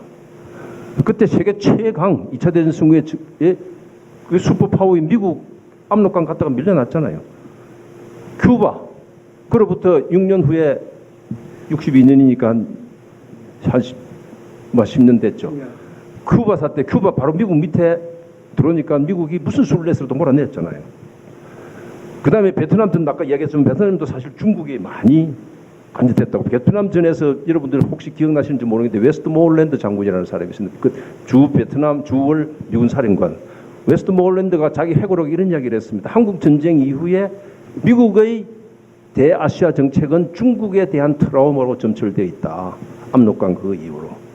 그러니까 강대국 정치라는 게 있습니다. 그리고 최근에는 여러분들 크리미아 반도 러시아가 우크라이나가 서방 쪽으로 가니까 크리미아가 러시아가 자기 바로 문턱에 있는 자기 바로 문지방에 있는 게 상대방으로 붙으니까 이건 내가 안 되겠다. 푸틴이 정신 나간 사람입니까? 군사력을 써서라도 이건 안 되겠다. 그래서 이 강대국은요 자기 문지방에 자기하고 뜻이 안 맞는 사람이 걸터 앉는 것을 절대 용납하지 않는 게 세계사가 입증해 왔습니다. 이 정치학자 하신 다. 그럼 왜 이런 현실을 우리만이 거부하면서 우리는 한번 붙을 수 있다. 이렇게 이야기하는 이런 그 오만한 그 뭐라고 객기라고 그러나 그게 지금의 현실이라고 저는 생각합니다. 뭐 대한민국 지금 박근혜 정부 외교는 객기 외교네요. 저도 그런 표현 아니, 저도 칼럼에서 객기 외교 한다고 쓰긴 썼지만은요. 아니 김영희 대기자님께 여쭙고 싶은 거는 그 객기의 표현이 어떻게 나타나느냐 하면은 대통령도 그렇고 국방장관이 그런데 전형적인데 중국에 대해서 당당하게 얘기하겠다고 그런다고. 당당하게 뭘 얘기하려나? 그 콘텐츠가 서브스트가 빠져 있어요. 당당하게 얘기하겠다고 그런다고. 글쎄 그거는 얘기 안 해요. 대기자님 이런 문제가 있거든요. 그러니까 그 한 3주 전이죠. 그러니까 그때 갤럽하고 리얼미터하고 또 한 건데 이름 잘 모르는 여론조사처에서 하는데 그 이름 모르는 여론조사처에서는 반대가 52%고 찬성이 41%밖에 안 되는데 갤럽에서는 압도적 다수가 찬성이고 그 사드 배치. 그 다음에 리얼미터는 거의 비슷비슷한데 그것도 찬성이 많아요. 그 여론이 이렇게 돌아가는데 그리고 뭐 조중동이 전부 다 그렇게 돌아가는데 중앙일보도 사드 배치 찬성하는 신문 아닙니까? 일부 논객들 빼놓고는. 근데 이런 현실 속에서 어떻게 이 문제를 다루어요? 그게요. 이 사드 논의가 실증적으로 안 나가고 아우성으로 나가기 때문에 그렇습니다. 지금 이제 사드 논의를 하려면은 출발이 사드의 효용성부터 나가야 돼요. 근데 이게 단순화돼 가지고 사드 있으면은 북한에서 내려오는 미사일 다 요격할 수 있는데 이걸 반대한다. 이거는 매국이고 괴담이요. 이렇다. 그건 중국 언론하고 인터뷰했다고 해서 매국이라고 그랬어요. 어쨌든 이렇게 실증적으로 그때 잠깐 말씀. 제가 중앙일보에 칼럼을 써갖고요. 그때 제가 칼럼 쓴 게 일요일날 아침, 토요일날 제가 칼럼 나왔는데 일요일 아침에 그 CCTV 채널 13 그 뉴스 채널에서 중앙일보 제 칼럼을 아예 뽑아갖고 거의 한 6분인가 7분 정도 보도를 했거든요. 그 다음부터 시작이 됐는데, 근데 저는 중앙일보에 썼기 때문에 매국노라고 하는 얘기는 잘 안 들었거든요. 그러니까 괜히 신화사하고 왜 인터뷰를 하십니까? 근데 지금 우리가 시간이 있고 기회가 있습니다. 아까 내가 얘기했지만은 다행히도 지금 이제 이 대통령도 국방장관도 실수를 해가지고 지금 성산포대 아닌 제3의 후보지를 내면은 그리로 옮기겠다고 그랬다고요. 근데 바이 찬스 우연히도 그 새로 옮기겠다는 그 스카이힐 골프장 옆에가 그게 이제 해발 한 630m가 얼마가 되는데 옮기면 하는데 그러려면은 땅 사고 뭐하고 하는데 시간이 많이 걸려요. 아무리 못 걸려도 3년이 걸리고 또 미국을 설득해야 되고 길게 하면 5년이 걸린다고 해요. 그 사이에 우리가 아까 얘기한 그런 카드를 가지고 중국을 접근을 해야 되고 친중 인사가 우리나라에 얼마나 많다고 알려져 있습니까? 이 문정인 교수도 그 중에 한 사람. 저도 친중. 근데 전 매국노는 안 들었습니다. 그리고 신사대주의자라고 그러는 게. 반면에 친미인사들이 얼마나 많아요. 우리나라 돌 던지면 전부 친미인사, 남산에서 돌 던지면 친미인사 어깨에 지금 가서 떨어질 정도로 친미인사가 많습니다. 이 사람도 딱 어떻습니까? 이 사람들은 국회에서도 총동원이 돼가지고 미국 설득에 미국 국회의원들 각계격파를 나서야 돼요. 이게 정말 위중한 상황이거든. 그러니까 아직도 위기의식이 덜하다는 게 문제라고 저는 생각합니다. 뭐 지금 이 정도 토론하고요. 이제 1시간이 조금 지났기 때문에 플로우로 이제 옮기겠습니다. 질문이나 코멘트 있으시면 해주시고요. 가급적 짧게 해주셨으면 고맙겠습니다. 그리고 지정을 하시면은 그 지정하신 우리 패널리스트를 지정하셔서 말씀을 해주시고. 자, 여기 마이크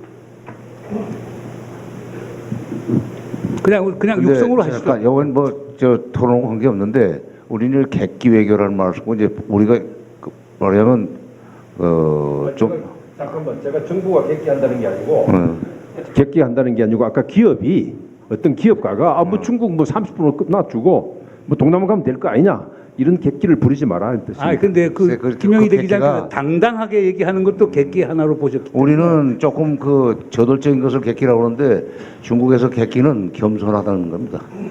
그렇지. 예, 거치. 왜 거치?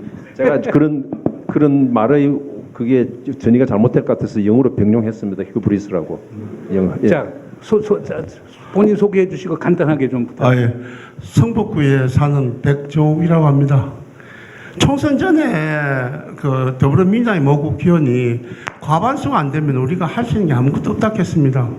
그 총선 결과 과반수 지금 안 됐습니다.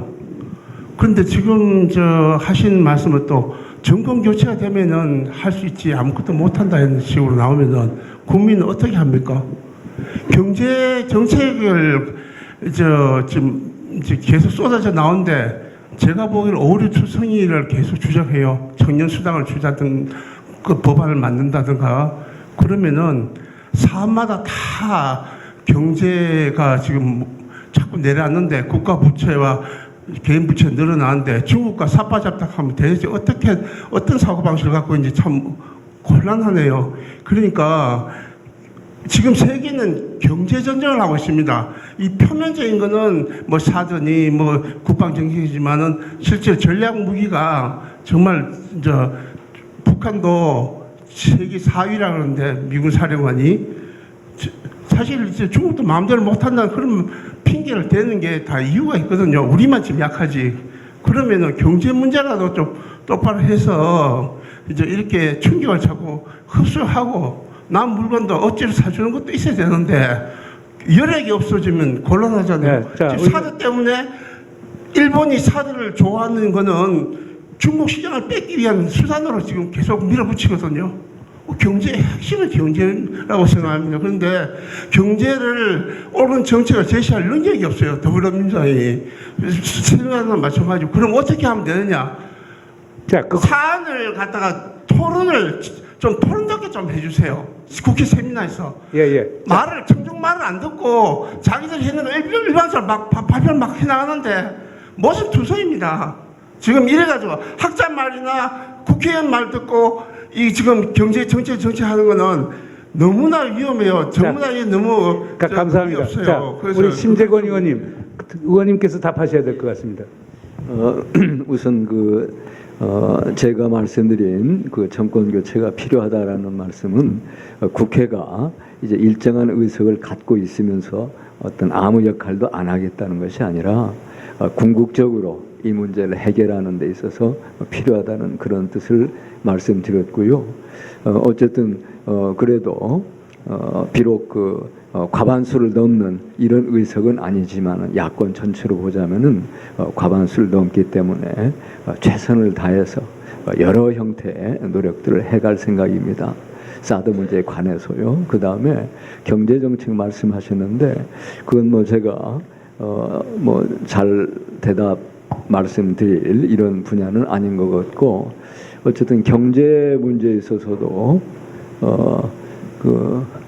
열심히 하겠습니다. 아니 근데 심 의원님 그러니까 이 말씀하신 것 중에서 결국에 중국이 경제적 보복을 하게 되면 바로 우리 민생의 문제하고 바로 연계가 되는 건데 국회 측의 인식은 어떤가? 뭐 새누리당은 뭐 그런 경제적 고통을 감당할 수 있다라고 하는 식으로 얘기를 하는 것 같은데 그 다음에 우리 더민주당은 전략적 모호성이고 국민의당은 그리고 정의당은 공개적으로 그 경제적 비용이 클 거라고 이렇게 보는데 그거에 대한 국회 전반적인 톤은 어떻습니까? 저는 경제적인 중국의 어떤 경제적 보복 문제를 가급적이면은 이 문제의 그 표면에 내세우고자 안 하고 있습니다. 그러니까 중국의 경제적 보복이 당연히 있을 수 있고 그리고 그것이 우리 경제에 미치는 영향이 아주 크리라고 생각합니다. 그렇지만 그 문제를 일차적인 또는 중요한 사드 그 논란에 앞세울 때 그럴 때 그 효율적으로 우리가 국민들에게 이해를 구하기가 쉽지 않으리라는 그 판단에서 저는 그 경제적 문제를 앞세우는 게 썩 바람직하지 않다고 보고 있습니다. 그러나 분명히 경제적인 어려움이 있으리라고 보고 그것은 우리에게 큰 문제죠. 네, 감사합니다. 자, 뒤쪽에 발언하십시오. 짧게. 예, 한생명을 논하는 김희대입니다. 심재권 의원님께 질문을 드리겠는데요. 이 사드 배치 문제는 진짜 미국과 일본이 21세기에 하는 신냉전 전략으로서 어떻게 보면은 미래의 어떤 그 식민지 전략화, 예? 이거를 한번 생각해 본 적 있을지도 않을까. 거기에 만약에 미국과 일본이 사드 배치로서 한국을 식민화 전략을 할 때 우리 국회, 우리 국민은 어떻게 대응하고 대처할 것인가? 거기에 한번 질문을 드리고 싶고요. 두 번째는 지금 우리 그 전시작전 통제권이 미국에 있습니다. 만약에 미국이 독도를 그 한국 니네들이 한국 니네들이 그거보다 한일이 같이 거기에서 독도를 이용하고 활용하면 좋겠다. 그러면 우리 국회와 우리 국민은 어떻게 해야 될 건가? 좀 질문을 드리겠습니다. 심 의원님, 질문이 제일 많으십니다.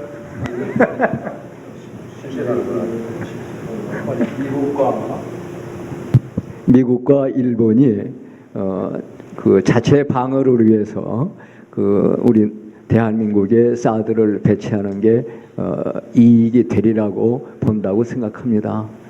그렇지만은 저는 지금의 우리 국제 정세에서 우리 대한민국이 미국이나 일본이 요구한다고 해서 거기에 그냥 따라갈 이런 입장은 아니라고 생각합니다. 그렇기 때문에 정부가 좀 더 분명한 입장을 갖고 올바른 판단을 한다면은 능히 헤쳐나갈 수 있다고 봅니다.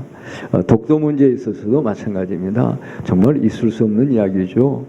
따라서 그런 문제에 있어서는 두말할 나위 없이 단호히 우리가 거부할 수 있다고 생각합니다. 이따 끝나서 그거는 이제 김 선생님 건 좀 이따. 네, 안녕하세요. 저는 수원시 의회의 기초의원이죠. 이미경이라고 합니다.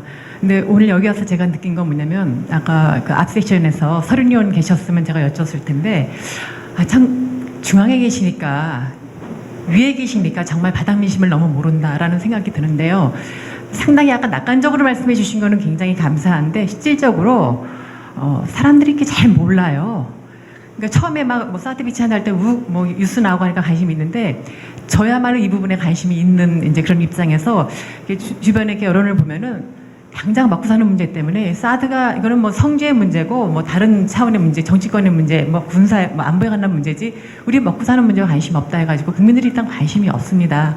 이제 이러한 그 현실에 대한 그 반응을 간절히 좀 하셨으면 이제 하는 그런 바람을 말씀을 드리고요. 그 앞 세션에서 그 이남주 교수님이 이 사드 배치 문제와 관련해가지고 이제 민주당이 굉장히 모호한 어떤 그 입장을 표명하고 있다. 그 이유 중에 하나가 이제 그 햇볕 정책이 북핵 능력을 제거하는 데 어떤 영향을 준 것과 연계해서 아마 이제 민주당이 이렇게 사드 배치 문제에 대한 입장 표명이 좀 모호한 게 아닌가라고 했는데 그런 거에 대해서 좀 우리 좀 명확하게 해야 되는데 우리 그 정세현 장관님 거기에 대한 오해를 풀게 하기 위해서 다시 한번 좀 명확히 왜 국민들은 그렇게 생각을 하고 있는지 퍼주기식 북한에 대해서 퍼주기식 햇변 정책 때문에 오늘의 저러한 그 북한의 핵 능력을 이렇게 제거할 수 있는 그런 빌미를 제공했다라는 그런 인식이 굉장히 많이 있는 게 바닥 민심이거든요. 동의하실지 어떠실지 모르겠지만 거기에 대해서 정세현 장관님. 예, 해명 부탁합니다.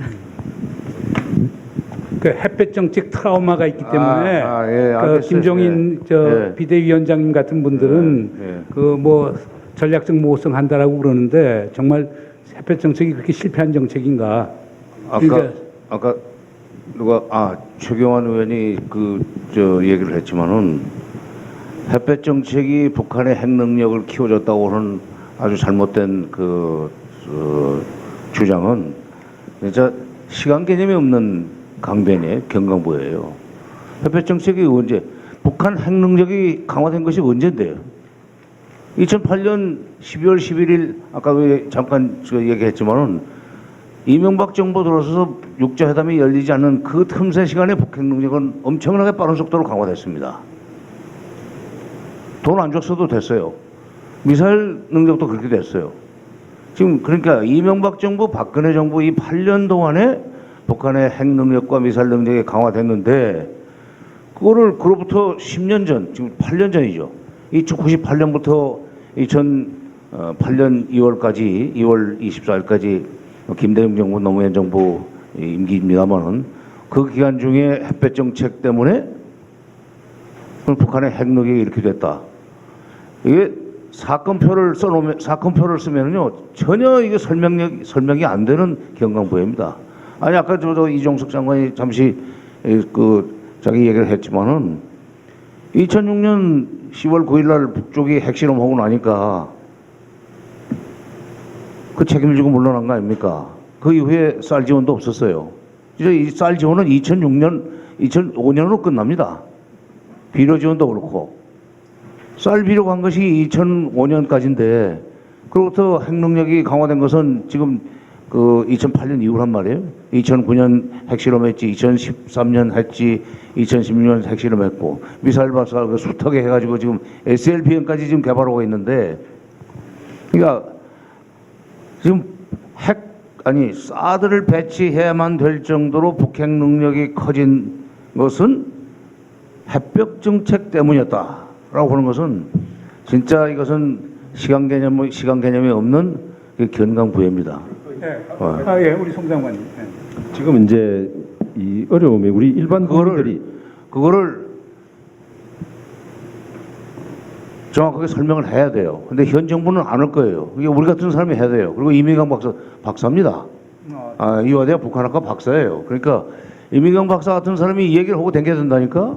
알겠습니다. 자, 우리 송 장관. 네, 이게 지금 사드를 배치하면 안보가 좋아진다. 이게 말씀이죠. 이게 이제 이거 아주 잘못된 생각이거든요. 사드를 배치하는 것이 우리 안보를 취약하게 만든다고요.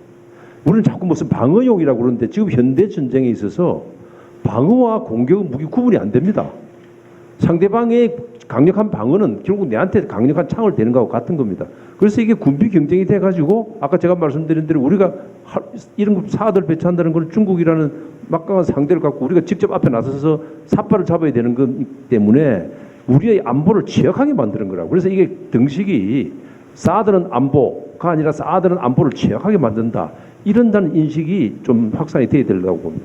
자, 그럼 저쪽에 한 분 하시고, 그 다음에 우리 전문의 하나 하고, 그 다음에 두 분 더 있습니다. 행동하는 양심의 한동수입니다.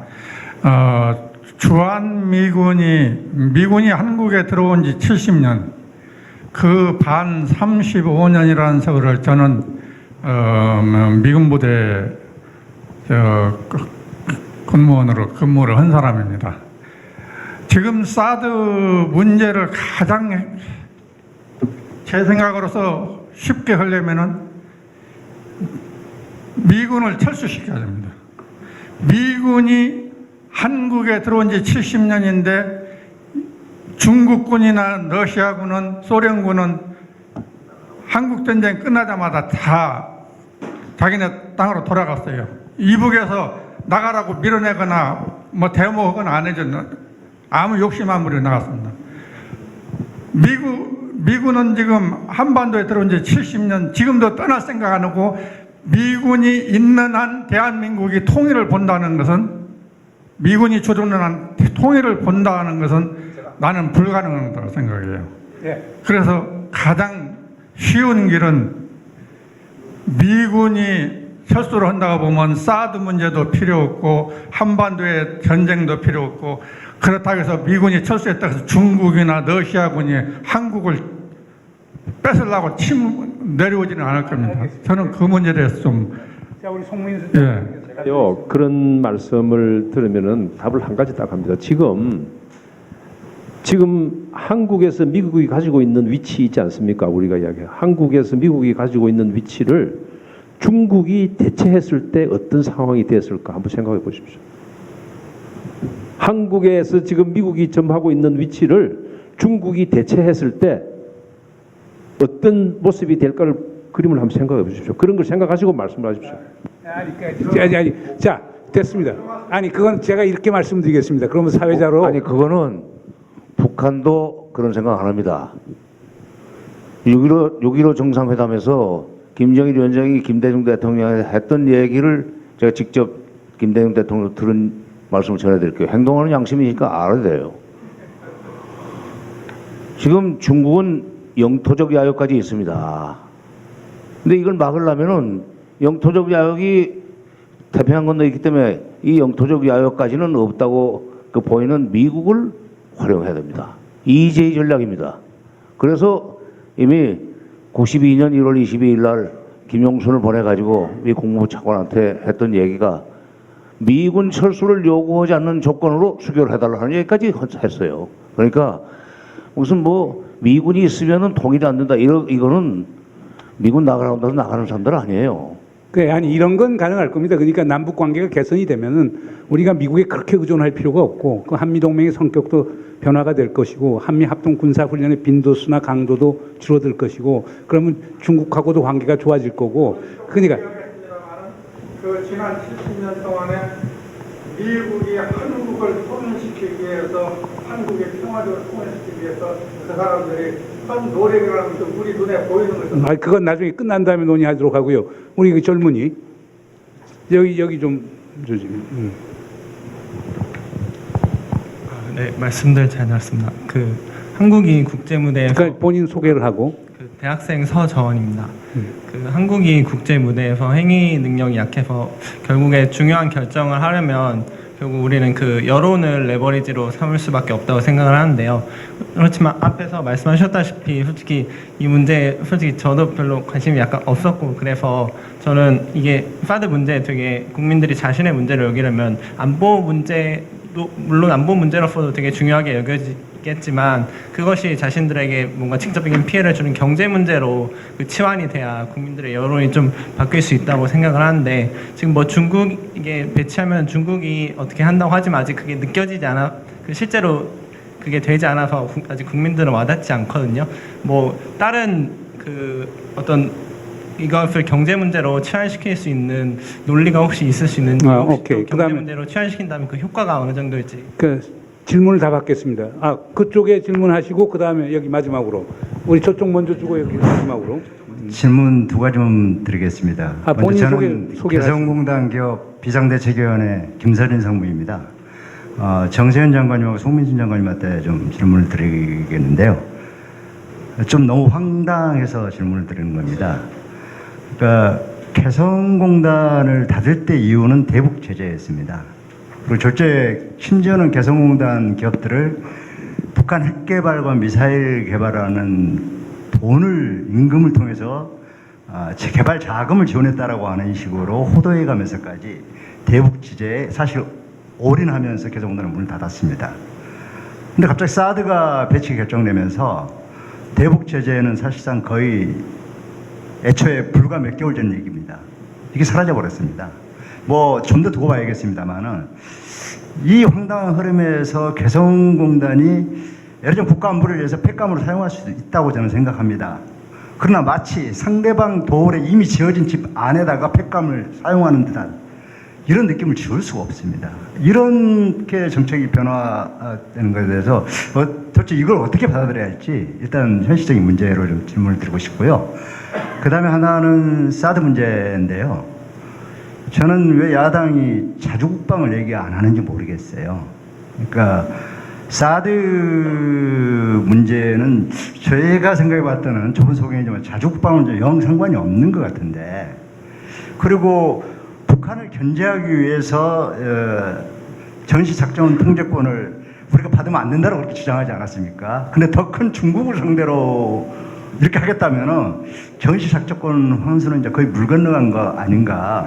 왜 이 자주국방 논리가 얘기 안 나오는지 저는 이해하기가 조금 어려워요. 네, 좋은 질문. 그다음 여기 마지막으로. 네, 저 한반도 평화포럼 회원입니다. 우리 심재근 위원장님 우리 동네 국회의원이신데 오늘 질문 많이 받고 저도 한 가지 부탁하겠습니다. 그 미국의 그 전략적 인내가 오히려 북한 핵 개발을 더 좀 가속화시킨 방조한 그런 측면이 있는데 또 우리 민주당의 전략적 모호성이 사드 배치를 또 기정사실화 시키는데 혹시 기여하게 될까봐 매우 우려하고 있고 결국 제1야당이 앞장섰을 때 국민이 믿고 함께 투쟁할 수 있는데 이번 8.27 그 전당대회에서 어떤 그 지도부가 교체되면은 당론이 확실하게 정해질 것인지 또 그 과정에 우리 심재건 위원장님께서 어떤 역할을 좀 하실 건지 좀 부탁드립니다. 마지막으로 이제 그러면 지금 심재건 위원장님, 정세현 장관님, 송 장관님 다 질문이 있으시고요. 이제 마지막으로 김영희대 기자님께 우리 서군이 한 질문, 그 일반 국민들이 잘 모르는데 이걸 어떻게 해야 되느냐 하는 저거 관련된 게 우리 저 최동현 선생님께서 질문한 건데요. 토론의 주제가 국회와 국민 역할인데 국회는 비준 동의를 하는 것으로 이해되는데 국민의 역할은 무엇인지 요하기 어려워요. 그러니까 우리가 의사표시를 뭐 데모를 한다거나 시위를 한다거나 이렇게 해야 될 것인가. 요것을 좀 그러니까 이 국회와 국민의 역할인데 국회에 대한 역할은 많이 아까 우리 그 송 교수님도 얘기를 하고 했는데 국민의 역할이 뭐냐. 우리 그 시민들이 결국에 거리로 나서서 반대 데모를 하고 투쟁을 해야 될 것이냐 아니면 어떤 형식으로 해야 될 것이냐 요거에 대한 견해를 우리 김영희 대기자님께 여쭙습니다. 그래서 우리 김영희 대기자님부터 말씀을 하시고 이 순번대로 가도록 하겠습니다. 이게 그 지금 아까 그 여론조사에서 반대가 많다고 그랬잖아요. 그 찬성이 많다고 그랬잖아요. 그게 이 사드의 효용성에 대한 충분한 이해, 충분한 계몽, 이게 갑자기 나와버렸으니까 국민들하고 충분한 그 논의, 국회하고 충분한 논의, 이 과정이 생략됐거든요. 근데 여기서 이제 사드의 그 효용성을 논의하자면은 이게 그 예를 들면은 북한에서 우리를 공격할 때 이건 사드를 쓰는 상황은 전시 상황이 됩니다. 공격할 때에 자 우리 한 방 쏠 테니까 마치시오 하고 한 방만 쏘지 않는다고.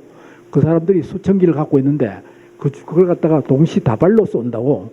그럼 여기서 그걸 다 못 맞춰요. 그걸 우리가 몇 개는 맞춘다고 치더라도 이게 치명적인 약점이고, 그 다음에 하나는 이 잠수함 발사 미사일.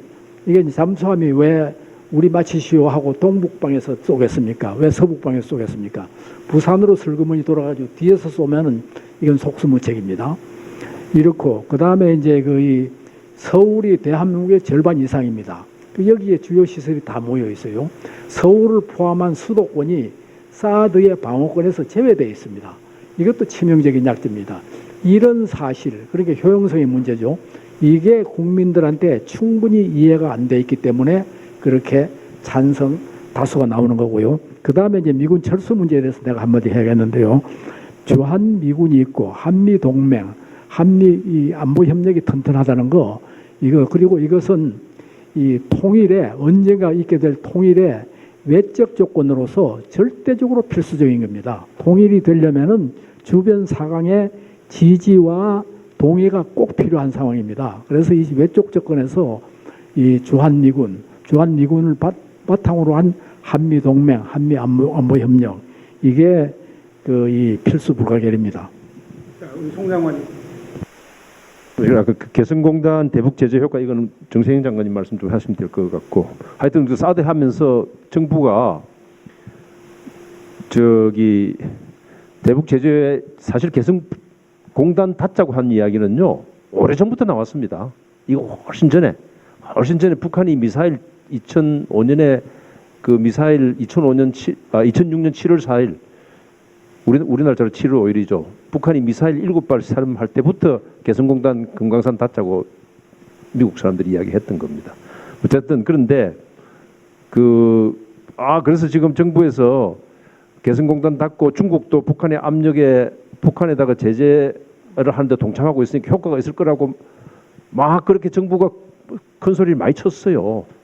저는 처음부터 이게 제재를 통해서 문제 해결한다고 생각해서는 안 된다 이렇게 주장을 했지만, 그 효과 있을 거라고 하더니 효과가 나오기도 전에 그냥 사우드부터 해가지고 이제 제재의 전선은 완전히 이제 허물어진 이런 상태를 아마 말씀하시는 것 같고, 더 이상 설명할 게 없습니다. 근데 자주 국방 있지 않습니까? 자주 국방 이야기 하는데 이게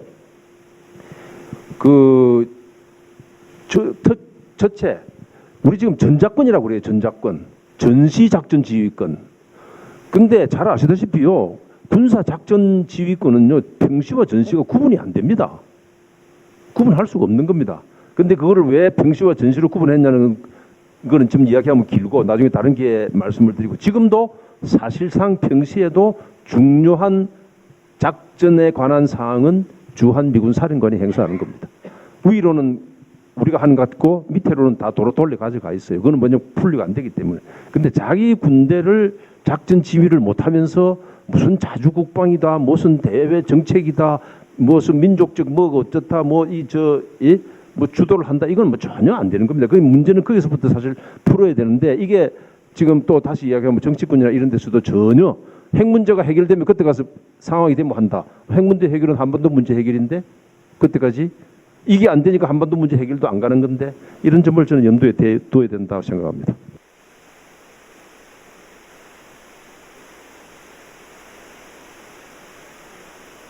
이미 설명을 하셨기 때문에 제가 되풀이하지 않겠습니다. 근데 이제 김영희 대기자님 말씀을 제가 받아서 좀 보충한다고 그럴까 하면, 지금 더불어민주당 8월 27일 당대회 끝나고 나면은 확실하게 사드 배치 반대 쪽으로 당론을 정하고 국회도 그런 쪽으로 운영해 나가겠다고 지금 여러 번 말씀하셨으니까 제가 건의 하나 드릴게요.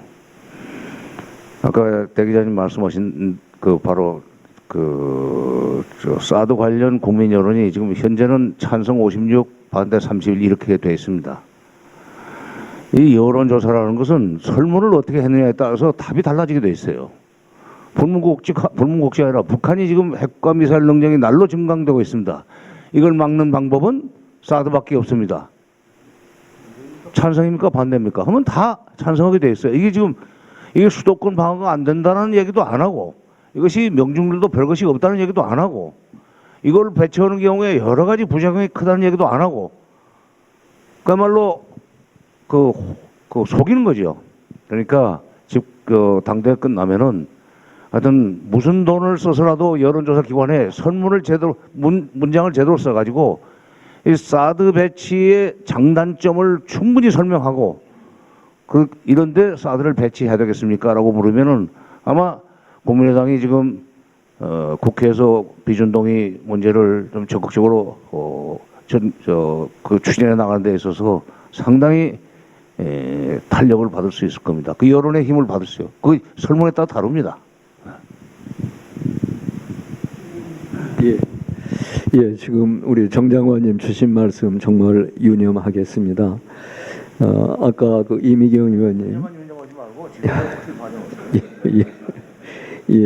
말씀하신 대로 정부의 어떤 홍보 능력, 또 일반 조중동이라고 표현되는 또 그런 종편들의 그런 홍보 능력은 엄청납니다. 따라서 그런 것에 맞서서 이 사드 배치가 어떤 문제점을 갖는가, 왜 해서는 안 되는가, 저희가 설명하기가 참 쉽지는 않습니다. 그런데 사실은 정말 지혜롭게 야권에서 참 지혜롭게 이 문제를 또 쉽게 이렇게 국민들에게 알려나가야 된다고 생각합니다. 그 다음에 이제 아까 전략적 모호성 말씀하셨는데, 정말 전략적 모호성이란 건 민주당만이 아니고 어느 당도 취해서는 안 될 그런 태도입니다. 그게 무슨 국제관계도 아니고 어떻게 국민들에게 그런 태도를 취합니까? 그건 참 그런 정치공학적 접근은 그건 잘못된 거고요. 저는 제가 8월 27일 날 지나면 잘할 거라고 전 그런 말씀 안 했습니다. 예, 아까 다른 분들이 그러셨고, 어쨌든 간에 사실 지금 어쨌든 김종인 대표께서 어려운 때 맡아가지고 여러 가지 고생하고 계시는데, 이런 문제들에 대해서 깊이 있게 논의할 당내 분위기가 안 됩니다. 그렇지만은 이제 새롭게 지도부가 구성이 되면은 좀 더 이렇게 허심탄회하게 이런 문제들에 대한 논의가 있으리라고 생각을 합니다. 아이고, 이거 장시간 감사합니다. 뭐 간단하게 이제 요약을 하면 이런 것 같습니다. 사드 배치 문제라고 하는 것을 북한이 이러고 저러니까 그거에 대해서 반사적으로 리액티브하게 하는 것보다는 우리나라가 정부가 큰 그림을 그리고 그 안에서 사드 배치의 의미라고 하는 것을 전략적으로 검토할 필요가 있다라고 하는 게 오늘 논의 하나의 상당히 중요한 관점인 것 같습니다. 그러니까 좀 사드 배치라고 하는 것을 북한이 그러니까 그냥 즉흥적으로 반사적으로 하는 것보다는 조금 긴 안목에서 성찰적으로 검토할 필요가 있지 않느냐 하는 느낌이 들고요. 두 번째로는 아까 그 좋은 말씀하셨습니다만은 저는 사드 배치라고 하는 게 뭐 미군이 와서 직접 지들이 하는 거니까 미 육군이 하는 거거든요. 그러니까 사드 배치라고 하는 게 저는 볼 때 자위권이라고 우리 대통령께서 계속 말씀을 하시는데 미군을 위한 그러니까 미군에 의한 미군을 위한 미군의 자유권 체제라고 하는 게 전 사드 체제가 아닌가 생각이 됩니다. 그래서 그건 우리가 분명히 해야 될 것 같아요. 그런데 미국은 기본적으로 없습니다. 해외 주둔군 파견을 하면은 제1차적인 책무는 거기에 나가 있는 미군의 생명을 보존하고 미군 시설을 보호하는 게 제1차적인 거니까요. 그러니까 사드 1개 포대 48개 요격 미사일 갖고 할 수 있는 건 그 정도밖에 안 되는 거거든요. 그 다음에 이제 뭐 내후년 정도 되면 이렇게 나오겠죠. 뭐 우리 보고 사라고 그러겠죠. 아니면 지금 배치됐던 건 뺄 가능성이 많습니다. 그렇게 그 부차관보도 그런 얘기를 했지만 재작년에 2014년에 왔을 때 여기 배치되는 거 해서 어느 정도 갖춘 다음에 그 사이에 한국이 시간 벌어서 사드 획득을 하면 자기들은 뺀다라고 하는 얘기를 분명히 했거든요. 미국에도 이게 몇 대가 안 되니까요. 막 6개 정도 지금 갖고 있는 거니까 이게 빼서 이걸 다시 이제 그 복원시켜야 되는 문제가 있으니까 그런 점이 있기 때문에 우리가 자꾸 자유권이라고 하는 걸 어떻게 외국 군대가 와서 자기들 보호하겠다고 하는 걸 전부 다 대한민국의 자유권처럼 얘기하는 저는 그건 도저히 이해가 되지 않는다라고 하는 말씀을 드리고 세 번째로는 국회는 감시 열심히 하시고 시간 끌기 열심히 하고 그리고 정권 교체 제대로 이루셔서 그러려고 하면 야권이 좀 합쳐져야 되겠죠. 또 합쳐지지 않으면 또 도루묵이 돼버릴 텐데 그렇게 해서 국회의 역할이라고 하는 게 특히 야당의 역할 뭐 여당은 배치하겠다라고 하는 거니까 여기서 국회의 역할은 아마 야당의 역할이 상당히 크다고 보고요. 마지막으로 국민의 역할은 제가 볼 때는 오늘 뭐 김영희 대기자님, 송민수 장관님 다 말씀을 하셨습니다만은 그리고 뭐 네 분이 다 말씀하셨는데 사드가 무엇인가라고 하는 그 정체에 대한 지식 그리고 지식의 전파와 공유 이게 이런 공감대가 확산이 돼야 우리가 어떤 목표를 세우고 어떤 운동을 어떤 방식으로 할 것인가 하는 게 결정이 되는 거거든요. 그렇기 때문에 조금 더 이런 다양한 형태의 이런 공청회나 토론회를 갖고서 사드의 군사적 유용성, 경제적 비용, 그다음 국제정치적 또는 전략적 손익계산 이런 걸 전부 다 한번 살펴보면서 해야 되니까 그걸 국민들이 잘 알아야 된다는 겁니다. 쉽게 해서 깨어있는 국민이 돼야 행동하는 양심이 될 수 있는 거니까 국민들은 우선 정확하게 아는 작업이 필요한 것이 아닌가 생각이 됩니다. 이상 대단히 감사합니다. 박수로 환영해 주십시오.